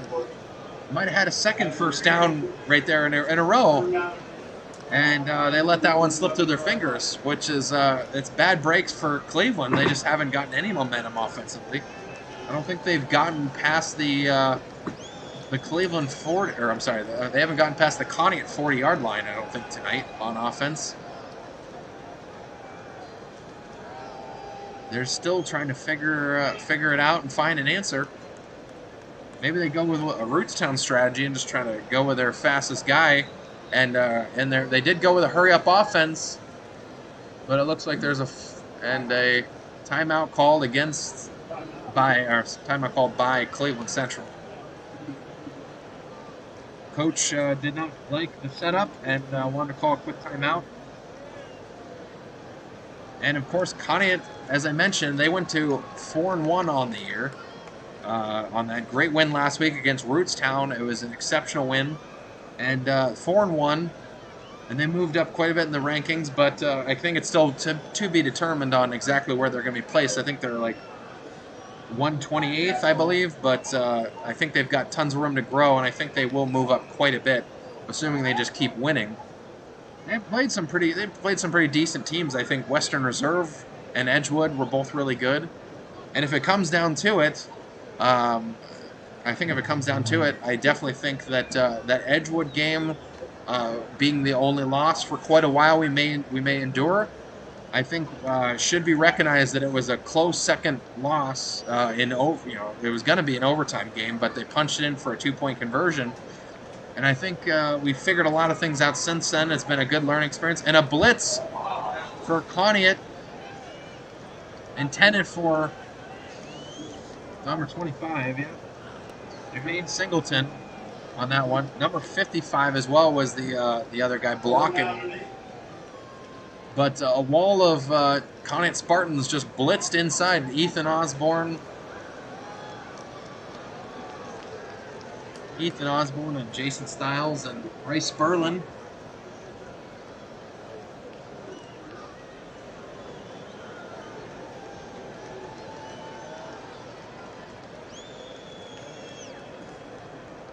And on 4th down, they're going for it again, and Miller's got a wobbler. And it's caught, and they're also going to throw a flag on that one. And that's caught by number 25, Jermaine Singleton. Pass interference probably against Conneaut. That was Aiden Davis in pass coverage.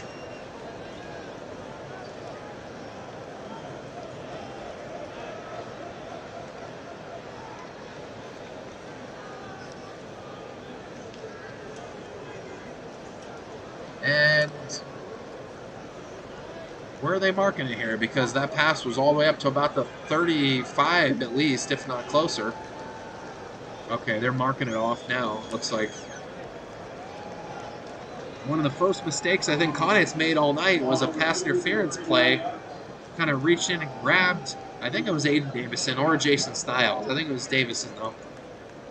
Reached in and grabbed the Ironman player and grabbed by his jersey. He still caught it, so I think it would have been better off maybe if they just declined it. But 1st and 10, again, second first down so far for Cleveland Central. And Miller intended on the pass to the near sideline. Isaac Cage again, trying to get it to Isaac Cage, who's been his favorite target tonight. They're just completely gone away from Omari Washington running the ball.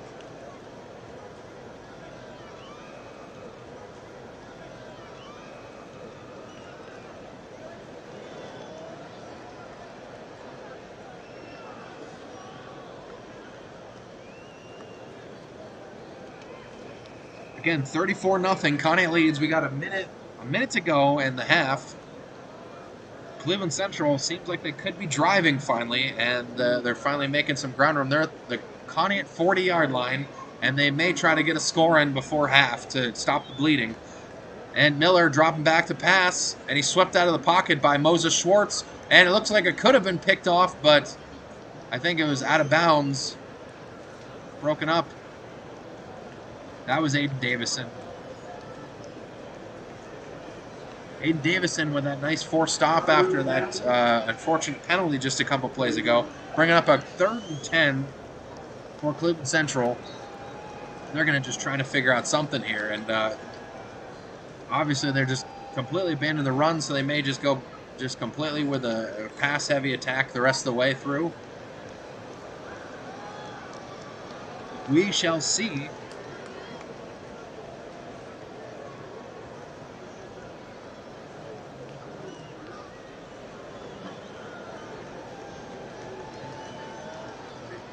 One of them. I missed it, but there was one that just went live.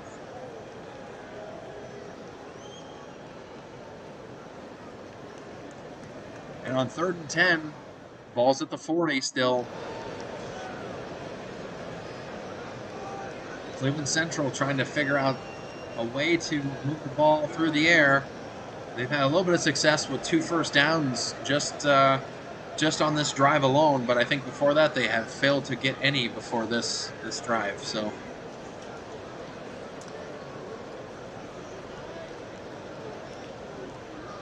they're slow to make a call here, and I'm not sure exactly why, but slowly lining up. And in shotgun, Miller's dropping back to pass, and he's throwing it on the run. And he overthrows his man. That was Cage again. And just completely overthrew him. I think Aiden Davison was in coverage and Ethan Osborne as well. That'll bring up 4th and 10. So things aren't looking good for Cleveland now to try to get this in the end zone before time expires in the half.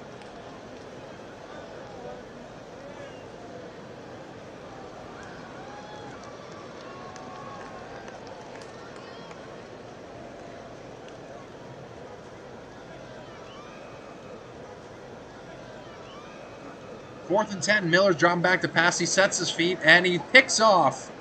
Picked off on the play. And it looks like a flag was thrown, too.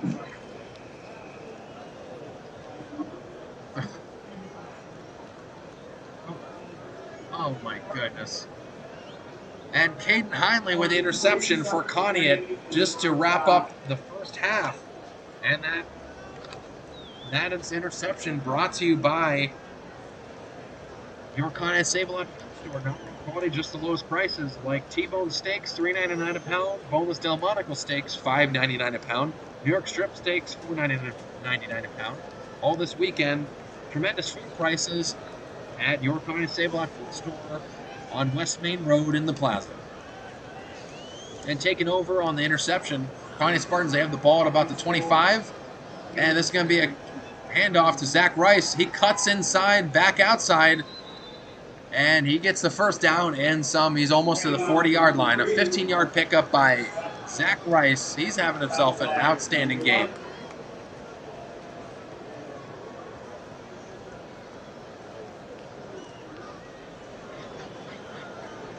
I can't believe Steve missed the shout out, but hopefully he's listening now. And another handoff to Zach Rice, and he's dragged down about midfield. He's moving the ball really well. It's close to a first down again. I think time's about to expire, so that'll be the last play of the half. And yes, that will do it. Ends at half after that first down. And that first down brought to you by University Hospital, Conneaut Medical Center, advancing the science of health and the art of compassion for over 100 years. And this will kick us into our halftime recap, brought to you by Conneaut Save-A-Lot Food Store. Not lower quality, just the lowest prices. And it was an excellent first half for Conneaut. Just completely dominant all the way around. And it was really one-sided, and unfortunately, I got to say, Cleveland Central Catholic looks like they have really little to no answers right now. So far in the early going, they haven't really gotten anything going offensively. Miller's thrown the ball pretty well, but he hasn't gotten much help from his receivers either. Looks like his favorite target so far in the first half has indeed been number 5, which was Isaac Cage, who connected with him a couple times in that last drive. Amari Washington's looking like he's had quite a bit of his struggles. Looks like he's got tons of speed, similar to Cody Koontz, but he just doesn't quite have maybe the gift of finding the seam and exploiting it against the defense quite the same way. And he's also dropped the ball quite a few times on the kick returns. So they've had their slew of issues tonight for Cleveland Central, and for Conneaut, it's been everybody involved tonight. Caden Hindley got a touchdown. Zach Rice has, I think, 3. Max Gleason has 1. And it's just been really dominant so far. And that's where you get 34-0 for Conneaut Spartans. And it's just been all over the place for Cleveland Central. But we may see a different team at half. We'll have to see. Of course, Coach Rocco has to make adjustments, of course, as needed. But I think overall he's played an outstanding first half of the game. So it was 3 touchdowns for Zach, right? And 1 game. Yeah. And I want to give a couple shout-outs as well to a couple friends as well listening, as I already have a couple times. Chuck Guglielmo at home as well, not feeling too well. He's missed his first game in, 20 years. And Steve Grant as well, too, homesick, nursing the foot and the ankle injury. And Rob Migliaccio, a coworker as well. Hopefully your week was more successful than the last couple. And you and Lisa hopefully have a nice weekend and start feeling a little bit better. And want to think of you this weekend, and hopefully get to talk with you and catch up with you next week. So thank you for joining us as well for the Conneaut Save-A-Lot halftime recap. And this will be... Here, Billy, turn on the band. Face the band.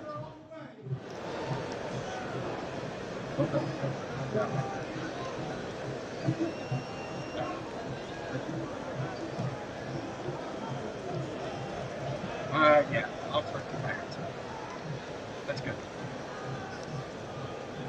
And we'll leave you with the Conneaut Spartans marching band, and we're going to kick it over to an interview with Matt Jarvie and Rick Bruno, who was our special guest here tonight as well, doing the coin toss. But we caught up with Rick earlier this week, and we will kick it over to Rick Bruno and Matt Jarvie back in the studio.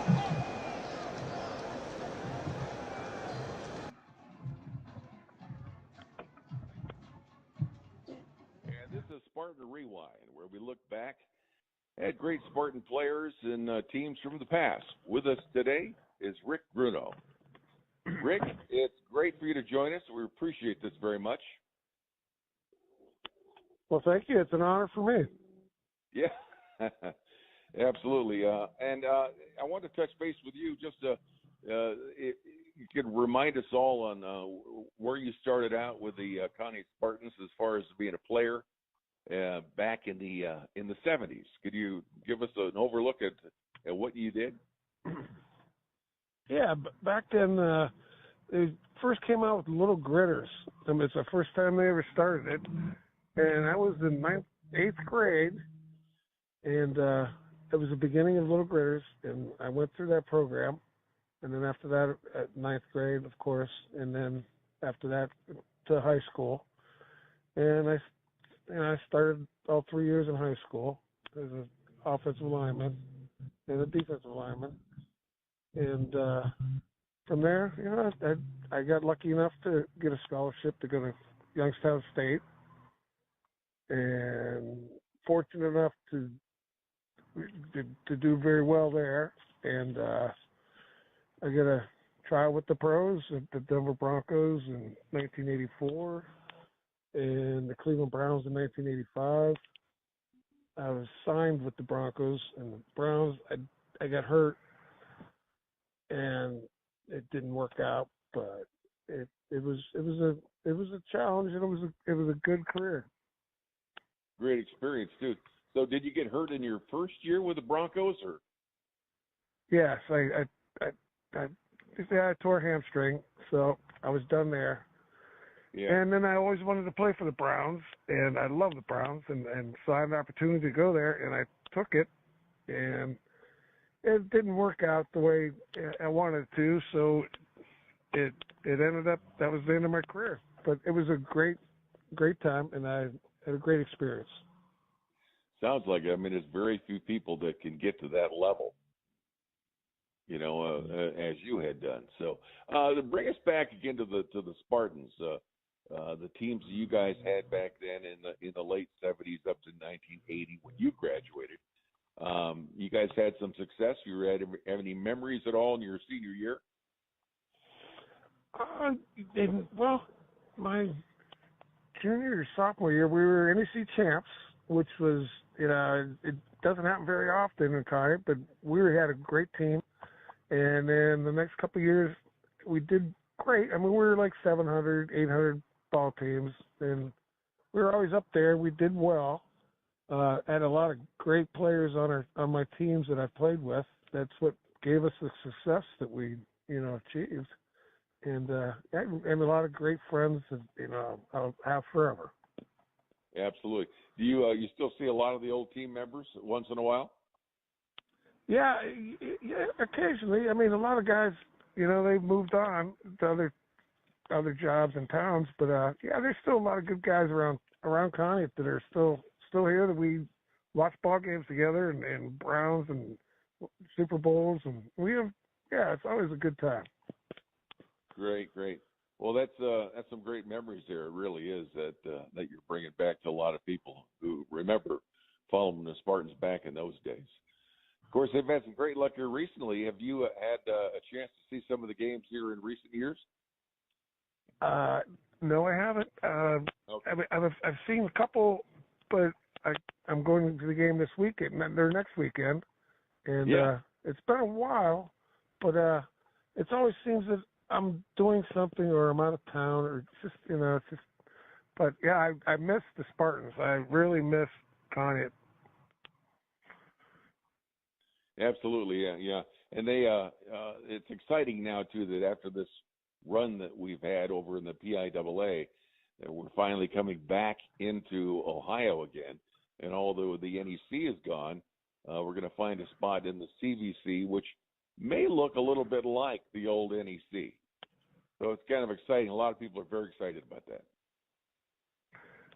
Yeah, and it'll give somebody something to shoot for, as far as a conference championship instead of, just playing around everywhere. And maybe we get seated a little better in our division. Oh, yeah, absolutely, yeah. It was Rick Bruno. We really appreciate you taking some time to stop by and talk to us today. Hey, I'm very honored, and I appreciate the call. Absolutely. Rick Bruno, thank you very much. This has been another edition of Spartan Rewind here on WOW TV and WOW Radio. All right, go Spartans.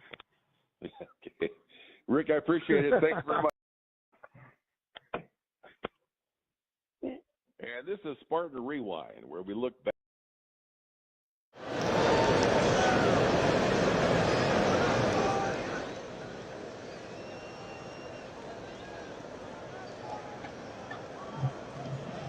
And we're back at Joslyn Field, and your Conneaut Spartans marching band putting on quite a show tonight.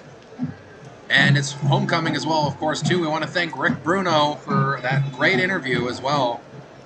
And we'll take this brief time out and leave you with the band here. Run some spots as well, of course, and thank our great sponsors. But then we'll come back for a little bit of a recap and scores around the league as well. And we'll stay right here on 1360 WOW AM, 102.9 FM, and WOW TV right after this.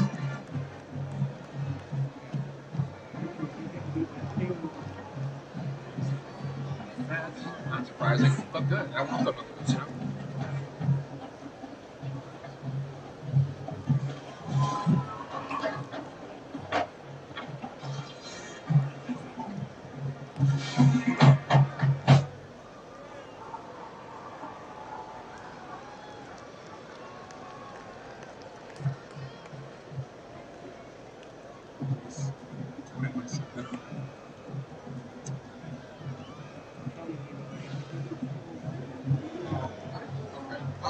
I'll try to get what I can, but the ones I don't have.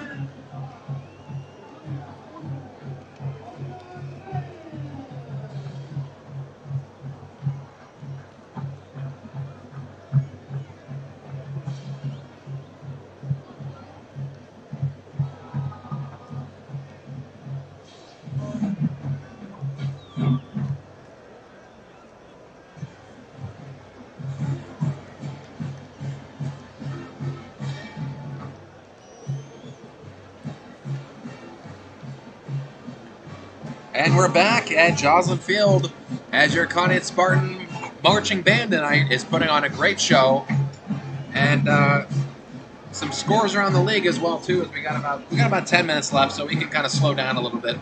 But overall, as we talked about in the Conneaut Save-A-Lot halftime recap, great game overall by Conneaut, and a lot of struggles for Cleveland, as you can see by the score so far through half, 34-0. And we just want to keep that momentum up and going in the second half. And we appreciate everyone here at the stadium tonight for homecoming. Got a great crowd. It was a great parade. They had to kind of change the route last minute, but Lori Riley and Joel Taylor and everybody for Conneaut's administration organized it really well. And it turned out like a very fabulous parade. And yeah, it was absolutely wonderful. So some scores around the league as well. Men are over top of Brunswick so far at half, 21-14. Fort LaBeouf over Northeast, 21-7. That's a game we want to watch out for because Northeast is a team we play next week. Riverside over Mayfield, 41-0. 43-0 against Perry. 43-0 Perry's over top of Edgewood tonight. So that's good for us because Edgewood's the one team so far this year that's beat us.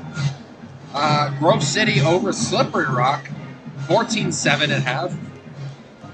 Titusville over top of Seneca, 21-14 at half.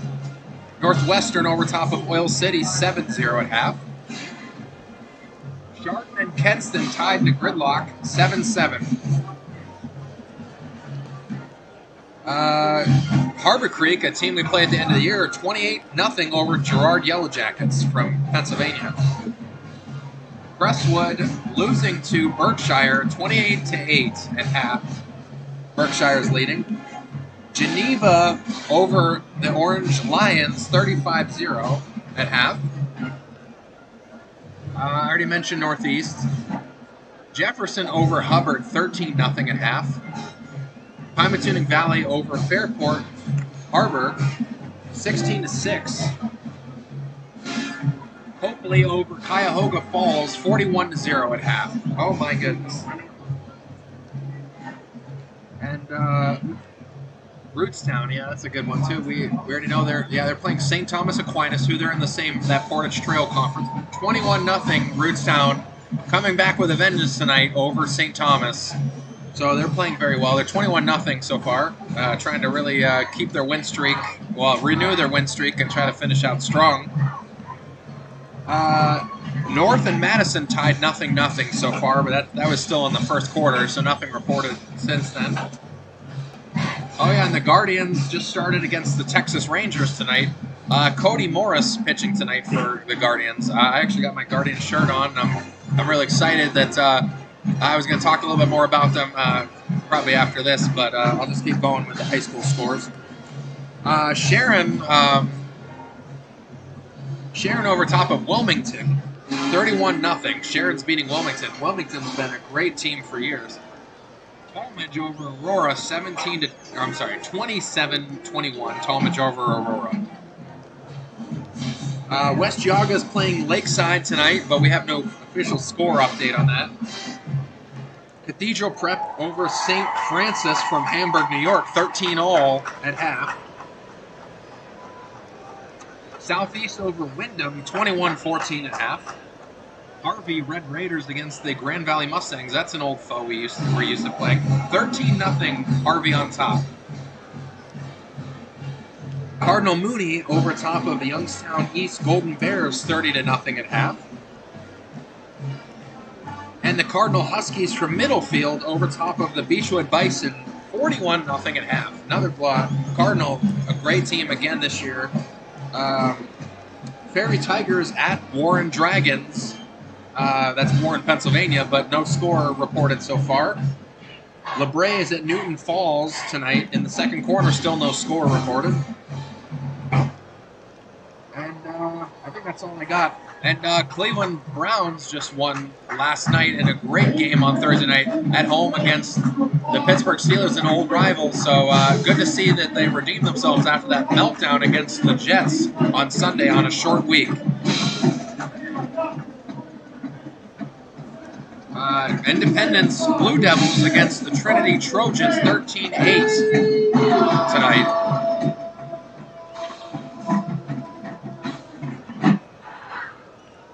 And as we mentioned, Cleveland Guardians in baseball, they're, I think, only 5 wins away from locking up or 5 games away, I should say more so, from locking up the AL Central. They just swept the Chicago White Sox this week in a great series, and they beat the Twins 3 out of 5 last weekend. So they've just been on quite a tear so far, and they're playing with a lot of poise and a lot of fun. They play definitely with a lot of passion, a lot of fun in the game, a lot of youth on that team. So really exciting to see that, and they're pitching tonight, as I mentioned, against Texas, at Texas, and just the bottom of the first. Cody Morris pitching for Cleveland. Still no score. But, and that's pretty much all I have for scores around the league, unless Billy's got some, but, okay.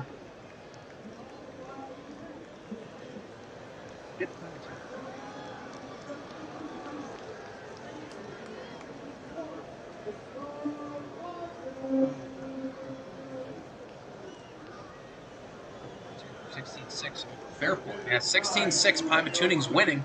I don't think Pymatuning has a win this year. So that'd be their. They do? Oh, they beat St. John's last week. That's right. So this will be their second win in a row, and we play them in 2 weeks. So that'll be something. How about Brook?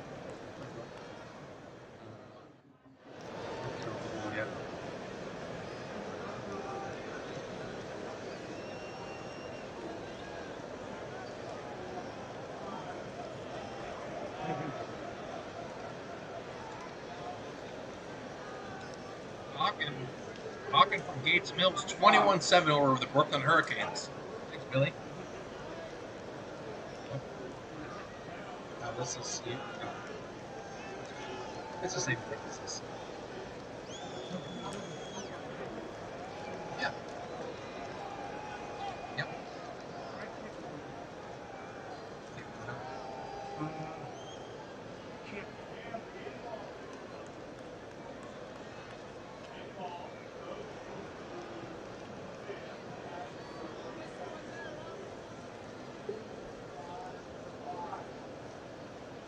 Garfield from Garrettsville, 42-0 over champion Golden Flashes, 42-7 at half. That's quite a blowout. Garfield, just a wonderfully big school, and they're down there as well in the region. I believe they're down near Rootstown. They play in that same region.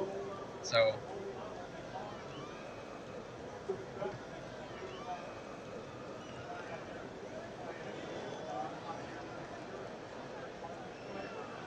Got about 2 minutes before the start of the second half. One other thing I wanted to mention too, for Cleveland, I will say it could be also too. I mean, they've had their struggles for sure, but this wasn't easy coming all the way from Cleveland on this road trip, and they had a short week as well too, folks. They played on Saturday last weekend, not Friday. We played Friday, of course, against Rootstown, but they played an afternoon game. I want to say, Billy, right? Cleveland Central did. And lost to Villa Angela badly, of course. But then having a devastating loss and the being downtrodden like that after that beatdown at home, and then they have to come here on the road and on a short week, 6 days between the two games. So not easy for them for sure. But it's still tough nonetheless, and we appreciate them coming for us and playing us. We played them quite a few years ago. I want to say it was 2018 we played them right here in Conneaut. Oh, we went to Cleveland. That's right. I didn't go. You went, right? Okay. My dad and Steve went, I believe, or my dad did it with. I forget. Maybe it was Dr. Tim Neal. It was somebody. It was either Steve or Tim Neal. But they had a good time going there. It was quite an experience, quite a journey. So.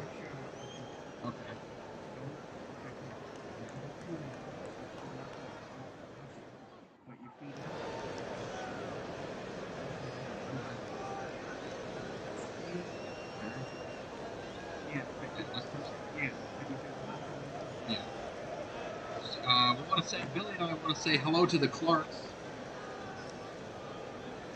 So thank you, Sherry, for that shout out as well. We want to thank a couple of our YouTube guests as well. Vince Allen always joining us on YouTube as well. Thank you, Vince. Ashley Coivisto as well. Go Spartans as well. Stacy Severa. And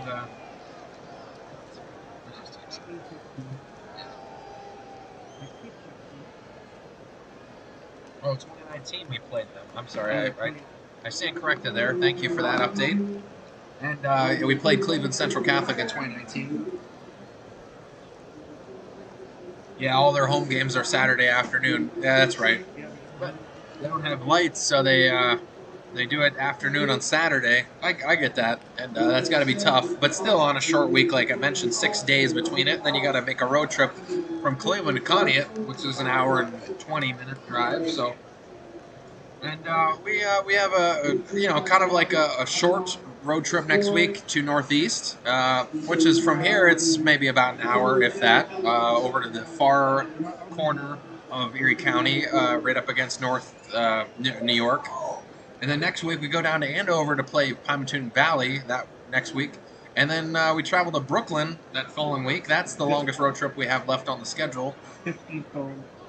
54 minutes to Northeast. Billy's corrected me. It's not an hour. It's 54 minutes to Northeast from Conneaut. From my house, it's probably about 40 minutes maybe, or something like that. 35 or so. But, anyway, I'll be there tomorrow for the wine festival. Right downtown Northeast. It's really good. I'll see Billy Ciccatelli there. And Brooklyn that following week, as we mentioned too. That's a long road trip. And then at home for Harbor Creek. So we won't see you for 4 weeks until we're back here at the UH Conneaut Medical Center broadcast booth. And then hopefully we make the playoffs. And after that we have a game that we have to be present for somewhere. So, and the kickoff here, starting the second half, and that was not an onside kick. That was a bad kick. It did not go the full 10 yards for Cleveland Central.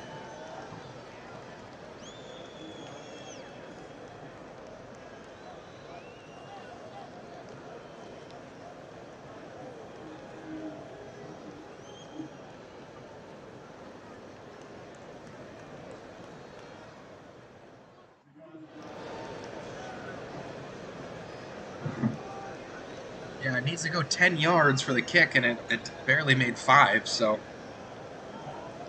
I think that's where Conneaut just gets the ball, right where the ball stopped moving. So that's where they'll get it, at the Cleveland 43. That's where they'll mark it. 1st and 10.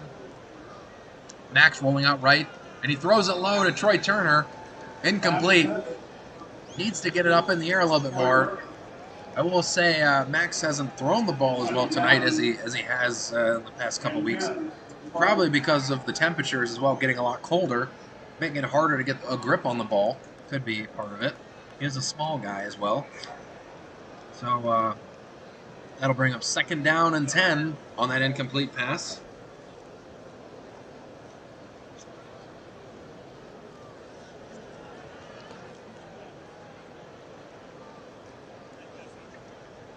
And the handoff to Zach Rice.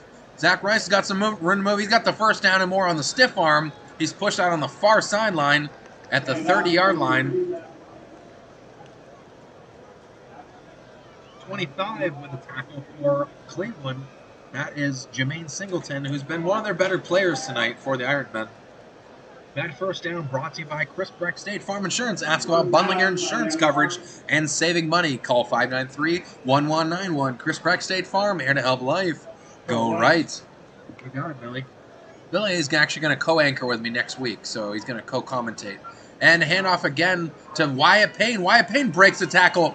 Wyatt Payne's at the 10, the 5, and he's in for the score. Are there any flags? Do not see any flags.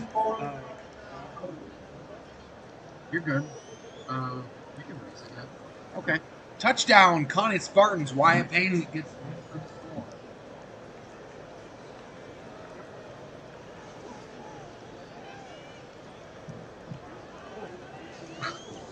I tried, man. I mean, it's not the best.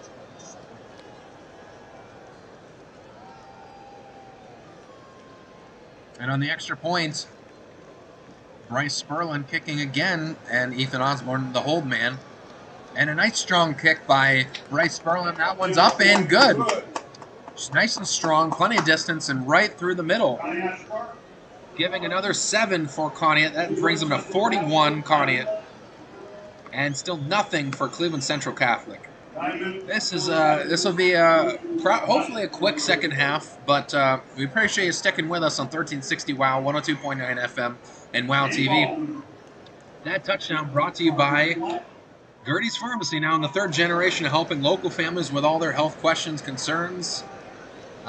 Stop in and see them as soon as you can. Definitely with fall coming as well, you got to think about vaccines, flus, colds, and everything. Unfortunately, it's just the time of year for all of it, and that's when I feel at my worst. Usually, is right about the turn of the weather. The weather change definitely right about now. So definitely take it seriously and talk to the great staff at Gertie's Pharmacy.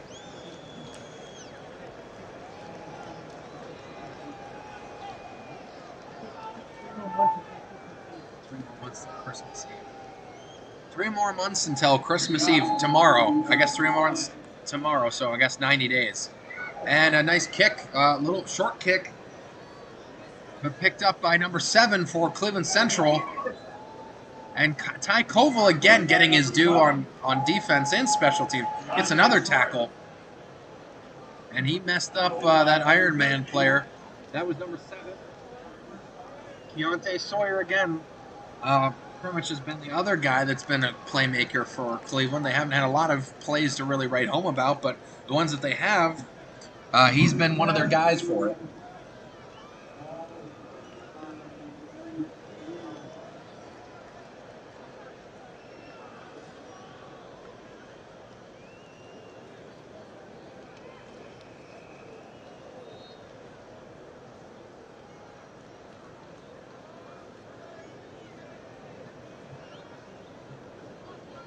First and 10, Cleveland at the 30, at their own 33, we'll call it.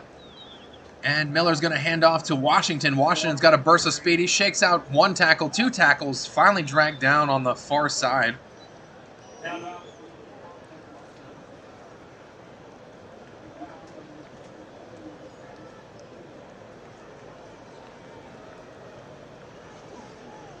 Bryce Spurlin makes a stop. He got quite a few there, but quite an effort, though, to just get only maybe 1 or 2 yards. I mean, like, he looked like he ran 15 yards and only pick up a couple.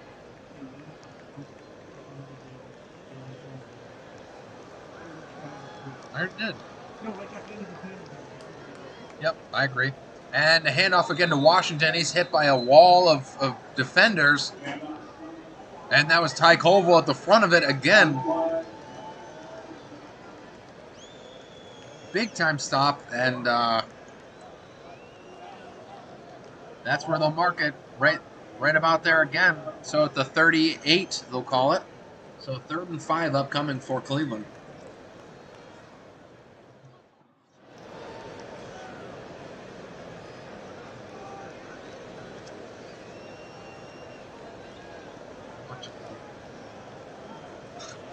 And 3rd and 5, Miller's going to run outside the right side, rolling out, and he throws it. That's intended for Isaac Cage again.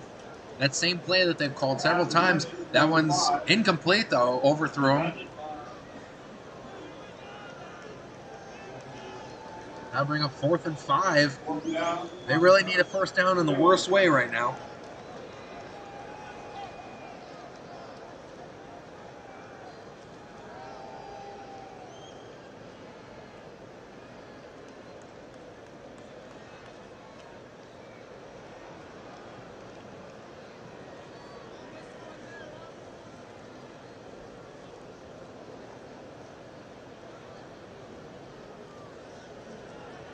And on 4th down, they're throwing it high. Incomplete. Turnover on downs. Intended for Noah Whiting.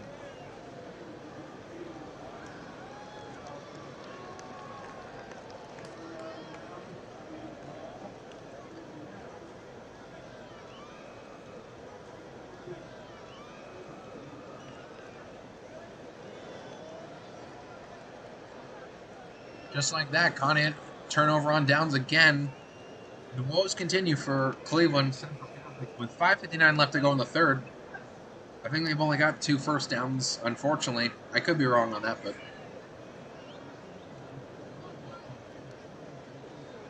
What? Yeah. Yeah, the goalposts. Yeah, the goalposts. And the uprights, you can call me uprights. And Zach Rice, he's got room to go, and he's got a blocker in front of him. Bring it back this way. This way.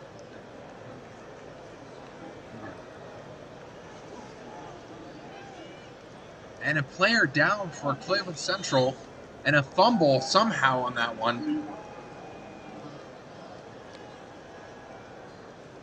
That was a crazy play. Zach Rice looked like he was going to take it all the way to the house. Cleveland Central Catholic somehow forces the fumble on that 20-yard breakout run for Zach Rice, but then forces a fumble, picks it up. And then, unfortunately, now there's a Cleveland Central player down again with an injury. This has just been a perplexing game overall, and Cleveland Central's lost probably 4 players probably so far, and we're only through half of the 3rd quarter. They probably lost 4 or 5 players so far, at least for a short time, that helped off the field.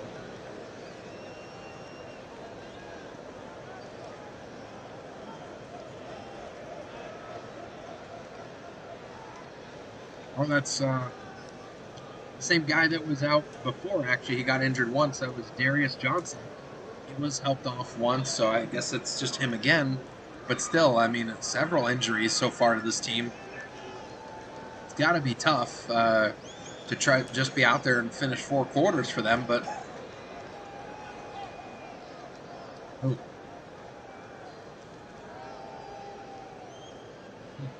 Yeah. Anyway, with 5:35 left to go in the 3rd, it's just it's all Conneaut tonight. Cleveland Central Catholic, though, will get the ball back on that first forced turnover of the game for them. 1st and 10, empty back set, and Miller's going to hand it off to number 11. Not sure of that player's name, based on the roster.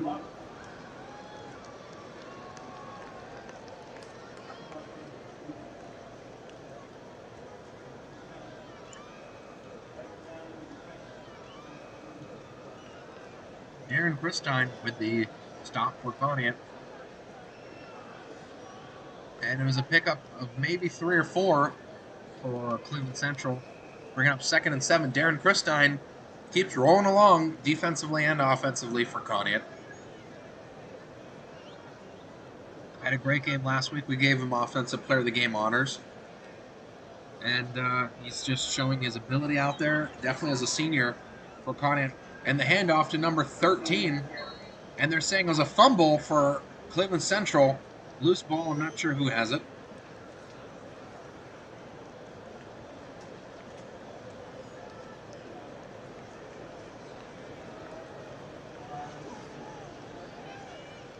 Cleveland Central Catholic recovers their own fumble.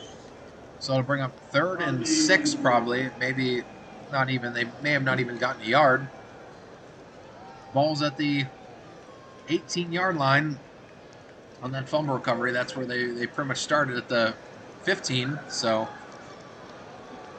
trying to get to the 24. And a pass by Miller. And he's got a guy on a comeback route. That's Isaac Cage. And instead of stepping his corner and man-to-man coverage. And that's a first down for Cleveland Central Catholic. Their 3rd one all game.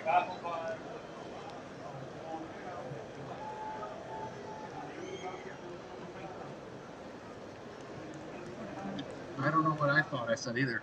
That was Noah Ham on pass protection. Noah Ham's in the game so far. And you're in the game. Yeah.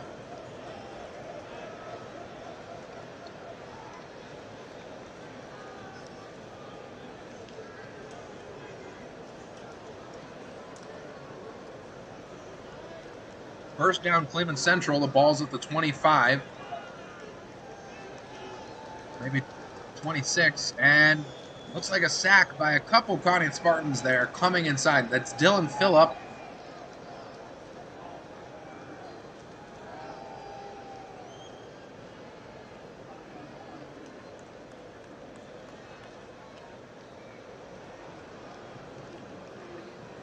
Dylan Phillip was the man, like I mentioned, that was in on that one.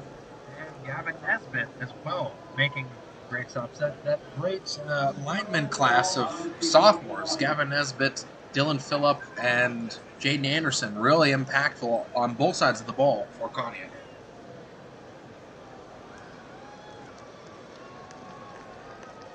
Second and long, and then Miller's throwing it. He completes it to Singleton. Marked down at about the 23. So he's still well behind the line of scrimmage because that sack really backed him way up.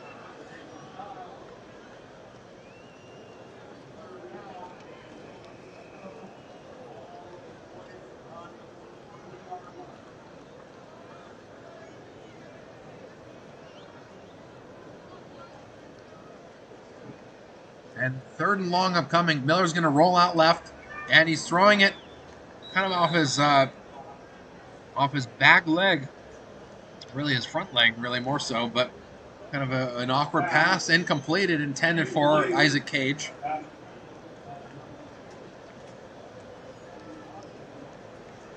And bringing up a 4th and long again. I'm sorry, for Cleveland. I gotta pay attention. I'm spacing out. Just punch me, really. 4th and long upcoming for Conneaut. Cleveland, I said it again. They just they look like they're in punt formation, so they're not trying to go for it here. And a roller, a good kick actually, favorable bounce for Cleveland Central. And marked down by Amari Washington at about the Conneaut Spartans 46. So a pretty decent kick for the Ironmen. And that's where Conneaut will take over on downs. Ironman. Like Iron Man. You know, like Iron Man. Yeah. Like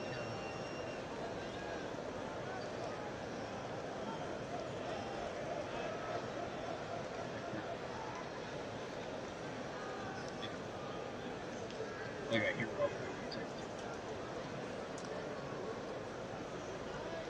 And Conneaut Spartans with Bryce Spurlin now in a quarterback. He's throwing it. Oh! And almost picked off on the first pass by Bryce tonight. Picked off nearly, but not quite, just incomplete.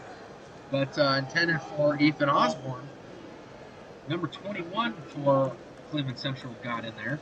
That was Deshaun Jones. Really read the quarterback's eyes and almost picked it off and could have taken that all the way for a score. If he came down with it.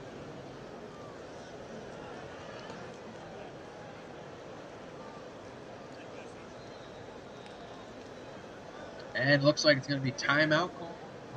I'm sorry, end of third quarter.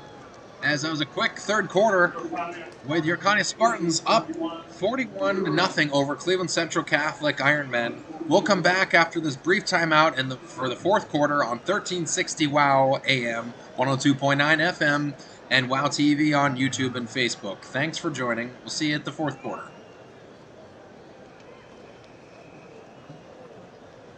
Yeah.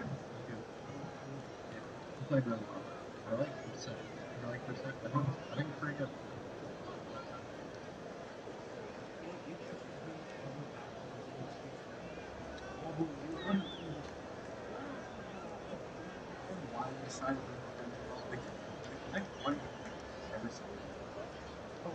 I think we maybe not. We went to well over 3 quarters. I think we just went probably too much, maybe. So we just we'll try to pick one game. So we found out to me a few weeks ago, which I don't. I think we will. I'm pretty sure. Thanksgiving weekend. Yeah, we probably will. We'll definitely. We always do the first game. Yeah. And we'll probably do Lakeside and Edgewood. We play Edgewood. Okay, we'll probably do those because they're pretty rival games. Okay. And we're back at Joslyn Field. Ty Covill, the runner. Ty Covill getting his reps in offensively. You don't really feel like you need to tap on Ty Covill a whole lot because he's such an impact defensively that you just kind of let that one let that be his well-known signature. But Ty Covill, really nice young man. We interviewed him a few weeks back, and we had him as a special guest last week during halftime. You can watch that on our 1360 WOW Sports YouTube archive if you missed it. And any of our games as well, you can look all of them up. So, but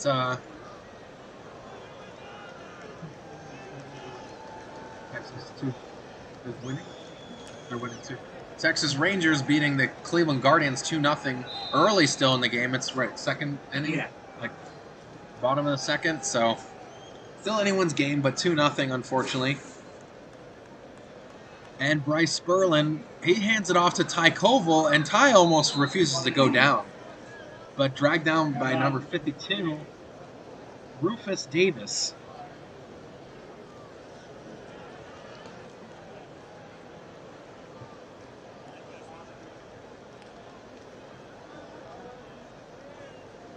It'll bring up second and long for Conneaut. About 15, maybe, to get to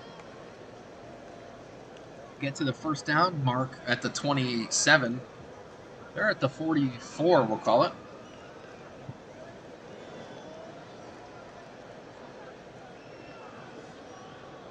And a man in motion, that's Thad Huya. And Bryce Spurlin drops it, but he's going to keep the ball, and he's running for it.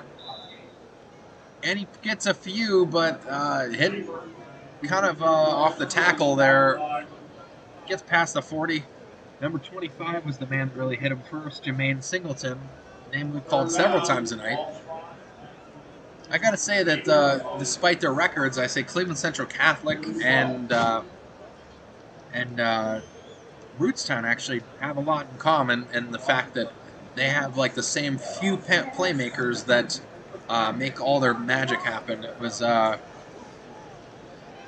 Cody Kuntz, of course, and DeAngelis, the quarterback. for Rootstown, and that kick returner as well, too, was very good. And tonight for Cleveland Central, I think it was a false start for Conneaut, so that'll back them up even more. For Cleveland Central tonight, Mari Washington, Isaac Cage, Keontae Sawyer, and Vondell Miller pretty much being the main guys on defense. Jermaine Singleton, actually pretty much all over the place. So, 3rd and 16 upcoming on that full start, bringing it back 5. Ball's at the 44 again.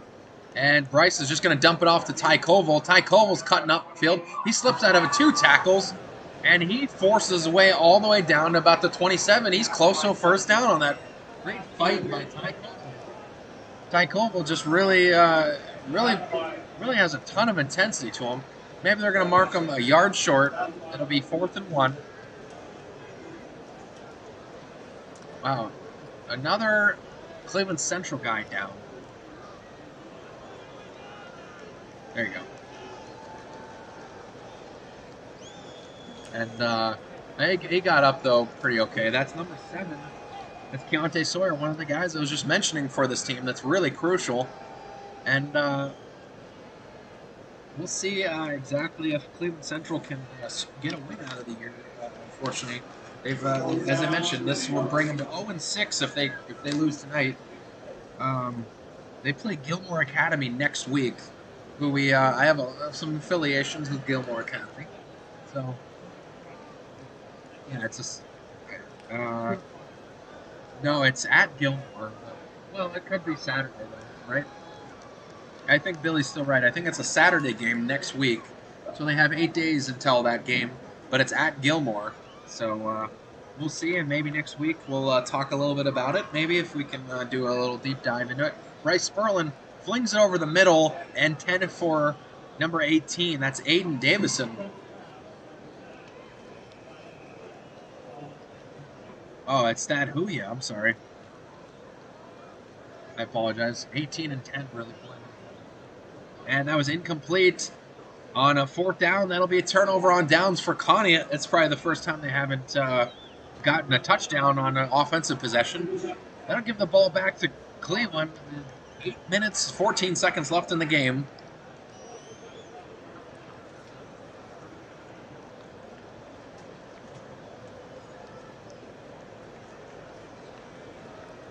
Of course, thank you for joining us. As always, Ben Jarvie alongside Billy Ciccatelli. And we'll be the same squad next week at Northeast, which we're looking forward to. And Steve Grant will not be joining us, and we uninvited him. Here. And looks like it was intercepted by Conneaut. I'm not sure who came up with it, but that's like what I said last week. Intercepted by Conneaut. Who was that for Conneaut? Was that number 8? Nathan Myers, it could have been. And that'll get the ball right back to Conneaut.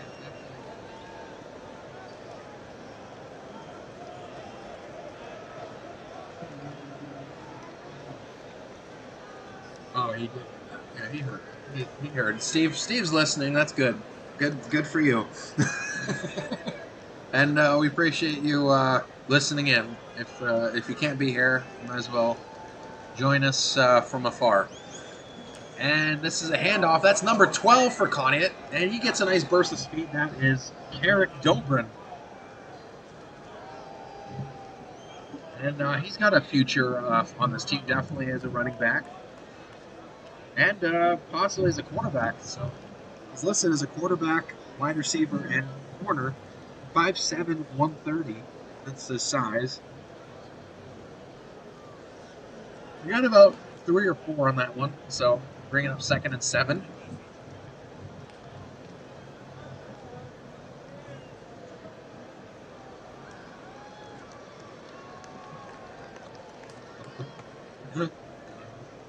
Yeah. Keeper by Bryce Spurlin, number 13. He gets up past the 25 and pushed out of bounds finally.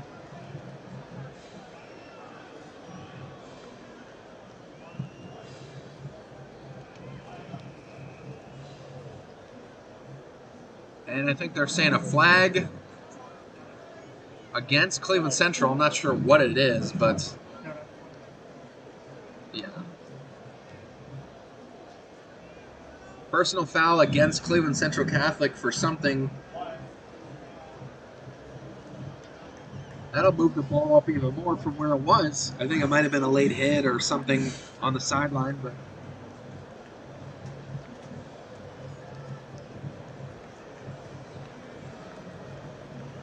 that'll be quite a bit. Look at this one, Billy. Like, they're moving the ball way up.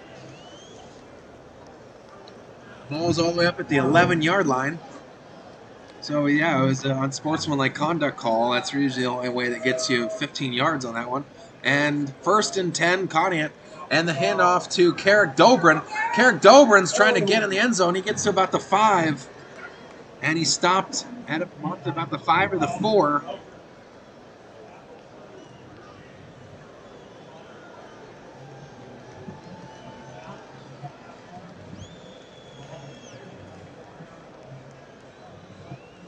Johannes Wright for Cleveland Central makes the stop. We haven't heard his name called much. A linebacker, junior, 5'8", 175, making the stop. Preventing Carrick Dobrin from getting his first touchdown of the year, possibly.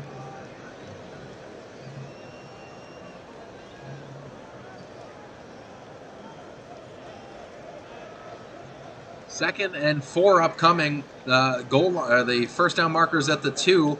And this is a QB keeper by Bryce.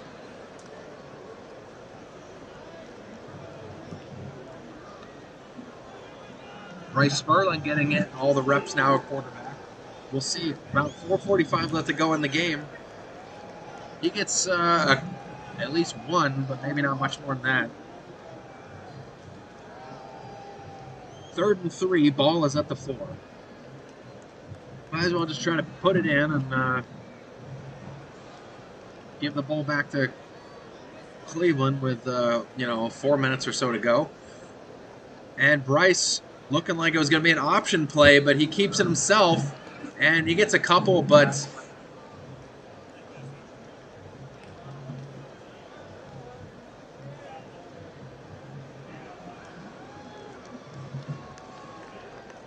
Rufus Davis with the stop for Cleveland Central Catholic. 4th down and probably 1 yard to go. That's at the 2-yard line. And they're just creeping their way up to that marker, slowly but surely.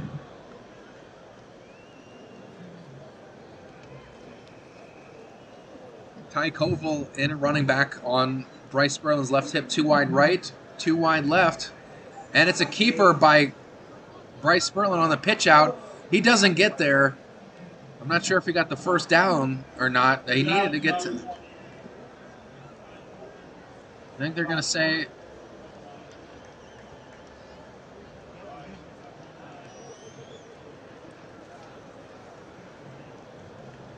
I don't see a signal yet.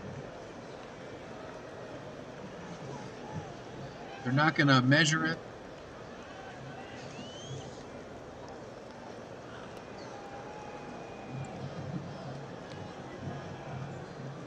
There's a turnover on downs, so it goes back to Cleveland Central now at the 2-yard line.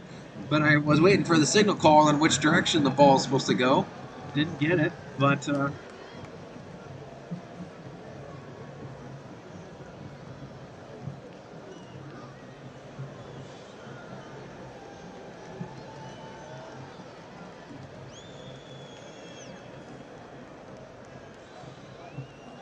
now Cleveland Central's going over to the sideline. They might have called a timeout.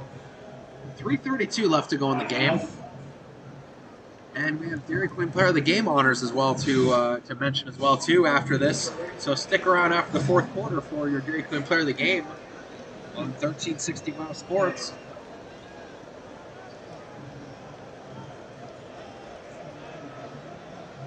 Yeah, go. He's out there for something. I'm not sure what it is. Coach Rocco's out there talking to the referees.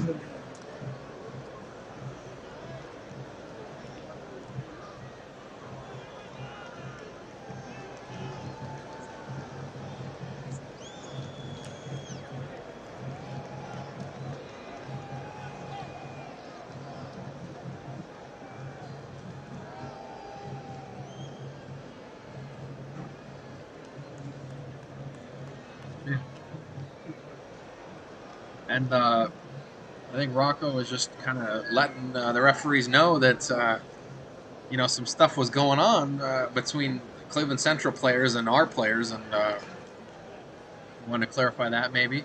And also just the lack of clarity with that, with the turnover on downs possibly too. I'm just not sure about that. Maybe he mentioned something, but that was a long timeout. But Cleveland Central maintains possession. And it's a handoff to number 11 for Cleveland Central. Burst of speed on the far sideline. And he's pushed out of bounds at about the 22. So a gain of 20 for number 11. I have no idea the name of that player. Neither does anyone in the room. Is there any flags? Yes. Oh boy, Cleveland Central Catholic gets stung by the bee. That is just an upsetting penalty now. They had a nice gain, probably one of their biggest gains of the night, 20-yard run, and it's all for naught. That's tough.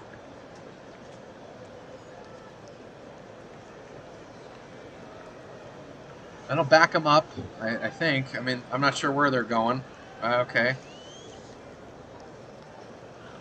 Okay, they're not backing them up. So it's still at the 21. So they're still right where they got it anyway. And number 10, that's Vondell Miller, is keeping the ball. Pushed out by Thaddeus Huya, number 10.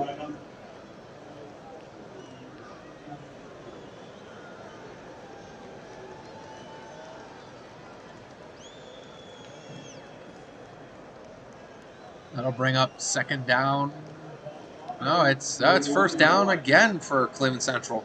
They're coming alive here with only 1:49 left to go in the game. They're trying to get all the way down the field and put a touchdown in. They're going to try their best with some confusion mix-up play here, cross-pattern play. And number 11's running with it from the far sideline, and he's got breakaway speed, and he's finally knocked down by, I'm not sure who that was, on the far side. But almost took it all the way. Noah Ham from the other end of the field. Noah Ham was the only guy that stopped him. Got all the way over there and stopped number 11 for Cleveland Central.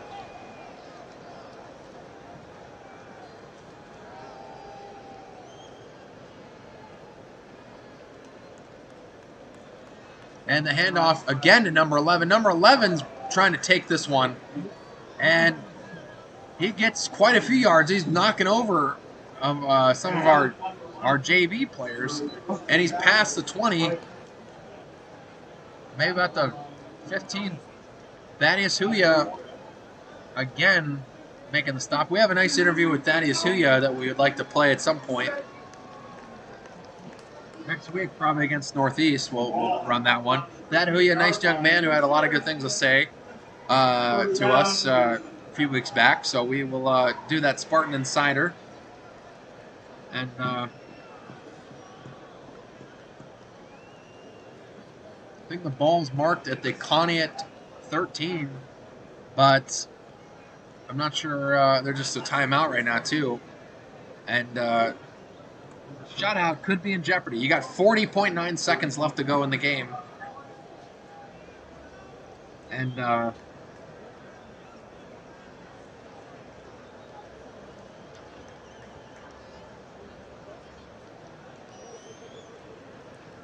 you don't want to give up the shutout, but, you don't really want to just, at all costs, just stop them from getting in. So you never know. We'll see what happens. And they're trying these kind of misdirection plays as well, too. And lining up for it again. That is Miller with the handoff to number 11 again up the middle with a huge burst of speed, and he keeps pushing his way up to the end zone, and he's driving his way up there, and I don't think he got it.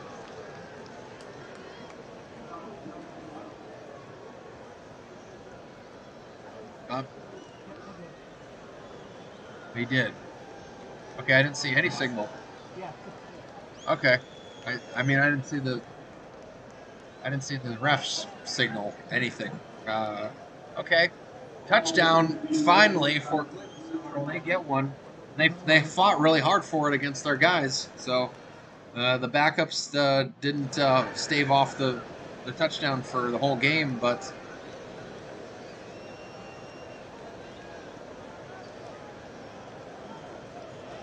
6 now.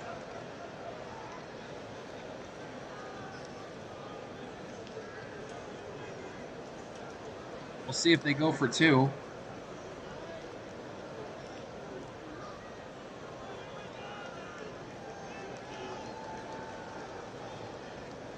Thank you. Appreciate everyone joining us and appreciate all the support on 1360 WOW. And a flag is thrown, I think. On the 2-point conversion, they went for 2 on kind of a QB sneak, I think, for Vondell Miller. And they didn't get it, I believe. Right, Billy?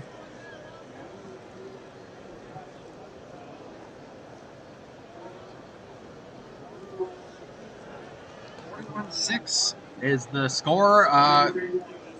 Only 23.8 to go, so they didn't stop the shutout for long, but through 3 3/4 quarters, pretty much almost the whole 4. Yeah, I know. Basically, it was. You're right.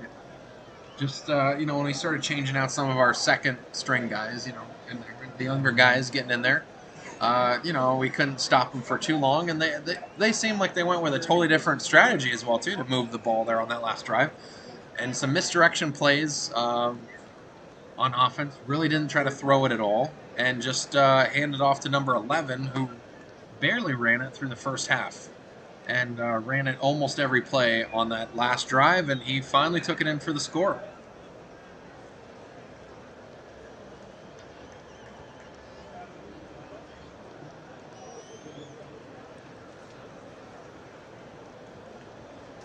Keontae Sawyer for Cleveland Central. Yeah. Oh, yeah. And they're getting lined up. They're trying to throw off Conneaut here with some type of onside kick.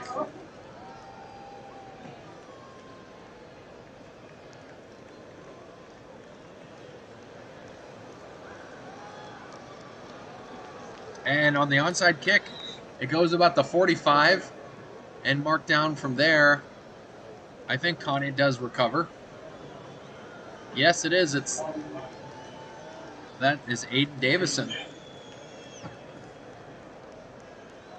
Aiden Davison with the recovery for the onside kick in last week. Yeah, and they just keep running the clock, and there won't even have to do any offensive possessions for Conneaut, and that'll end it. Playoffs, baby. Yep, that's what Billy just said. Playoffs, baby. Well, we thought, Billy, that this game was definitely winnable for Conneaut. We knew Cleveland Central wasn't that great. I mean, they have talent, but they just haven't, like we said, they haven't been able to turn strategy and skill into wins. They just haven't really, and they barely got any first downs. They probably had maybe like 6 first downs all game, but I think the first half they only had 2, if that. They really just struggled to move the ball in the first half alone. They didn't move it at all until the last drive. Pretty much they got 3 or 4 in a row. But they finally started clicking a little bit just with their, with the change of the guard for Conneaut.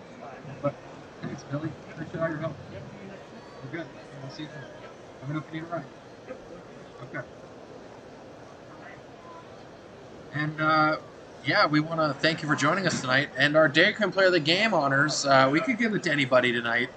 But we would probably give it to, someone that someone we haven't given it to in a while, but we definitely deserves it. I think I'm going to give it to Zach Rice on offense because I think to come back from an injury like that and play as well as he did, I could give it to him or Caden Hindley. So on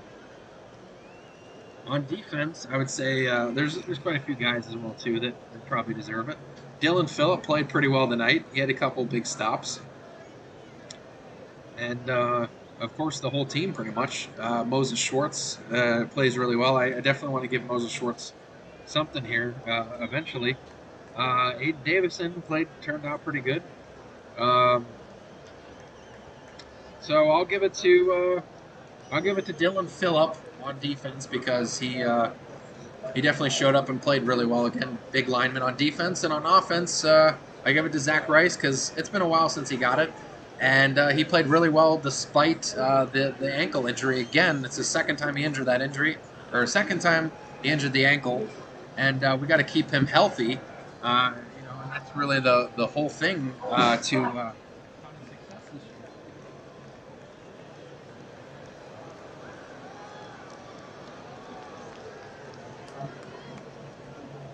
it's a kind of success is the secret to their success is Zach Rice and Max Gleason. So, anyone really could have deserved it. Caden Hindley played really well tonight, too. He came back and got a touchdown. How many yards did Zach Rice get tonight? Artemis.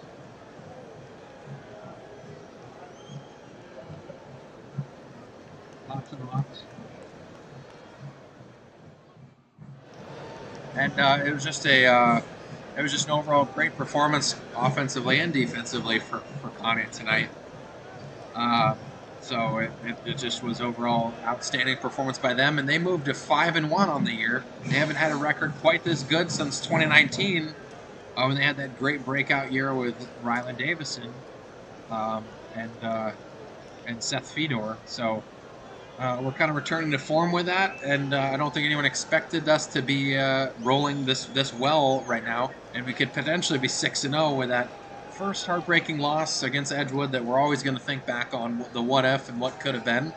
But I think it helped us learn from the mistakes, and we've gotten stronger from it. So overall, I think it's been good. So anyway, Zach Rice for Offensive DQ Player of the Game, and Dylan Phillip for our Defensive Dairy Queen Player of the Game. So some scores around the league as well, if I have any. I can just touch upon that real quick. And, of course, I want to thank our special guest tonight on homecoming night as well. I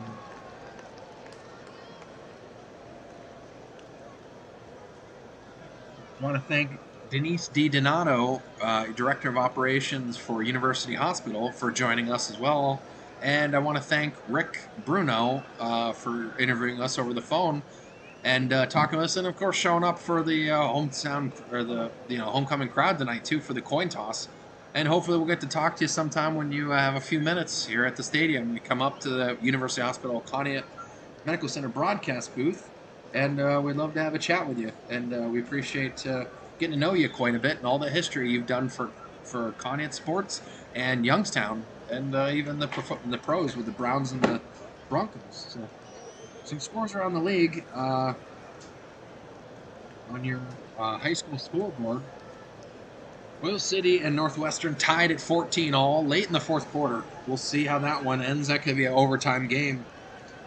Jefferson over Hubbard, 25-13.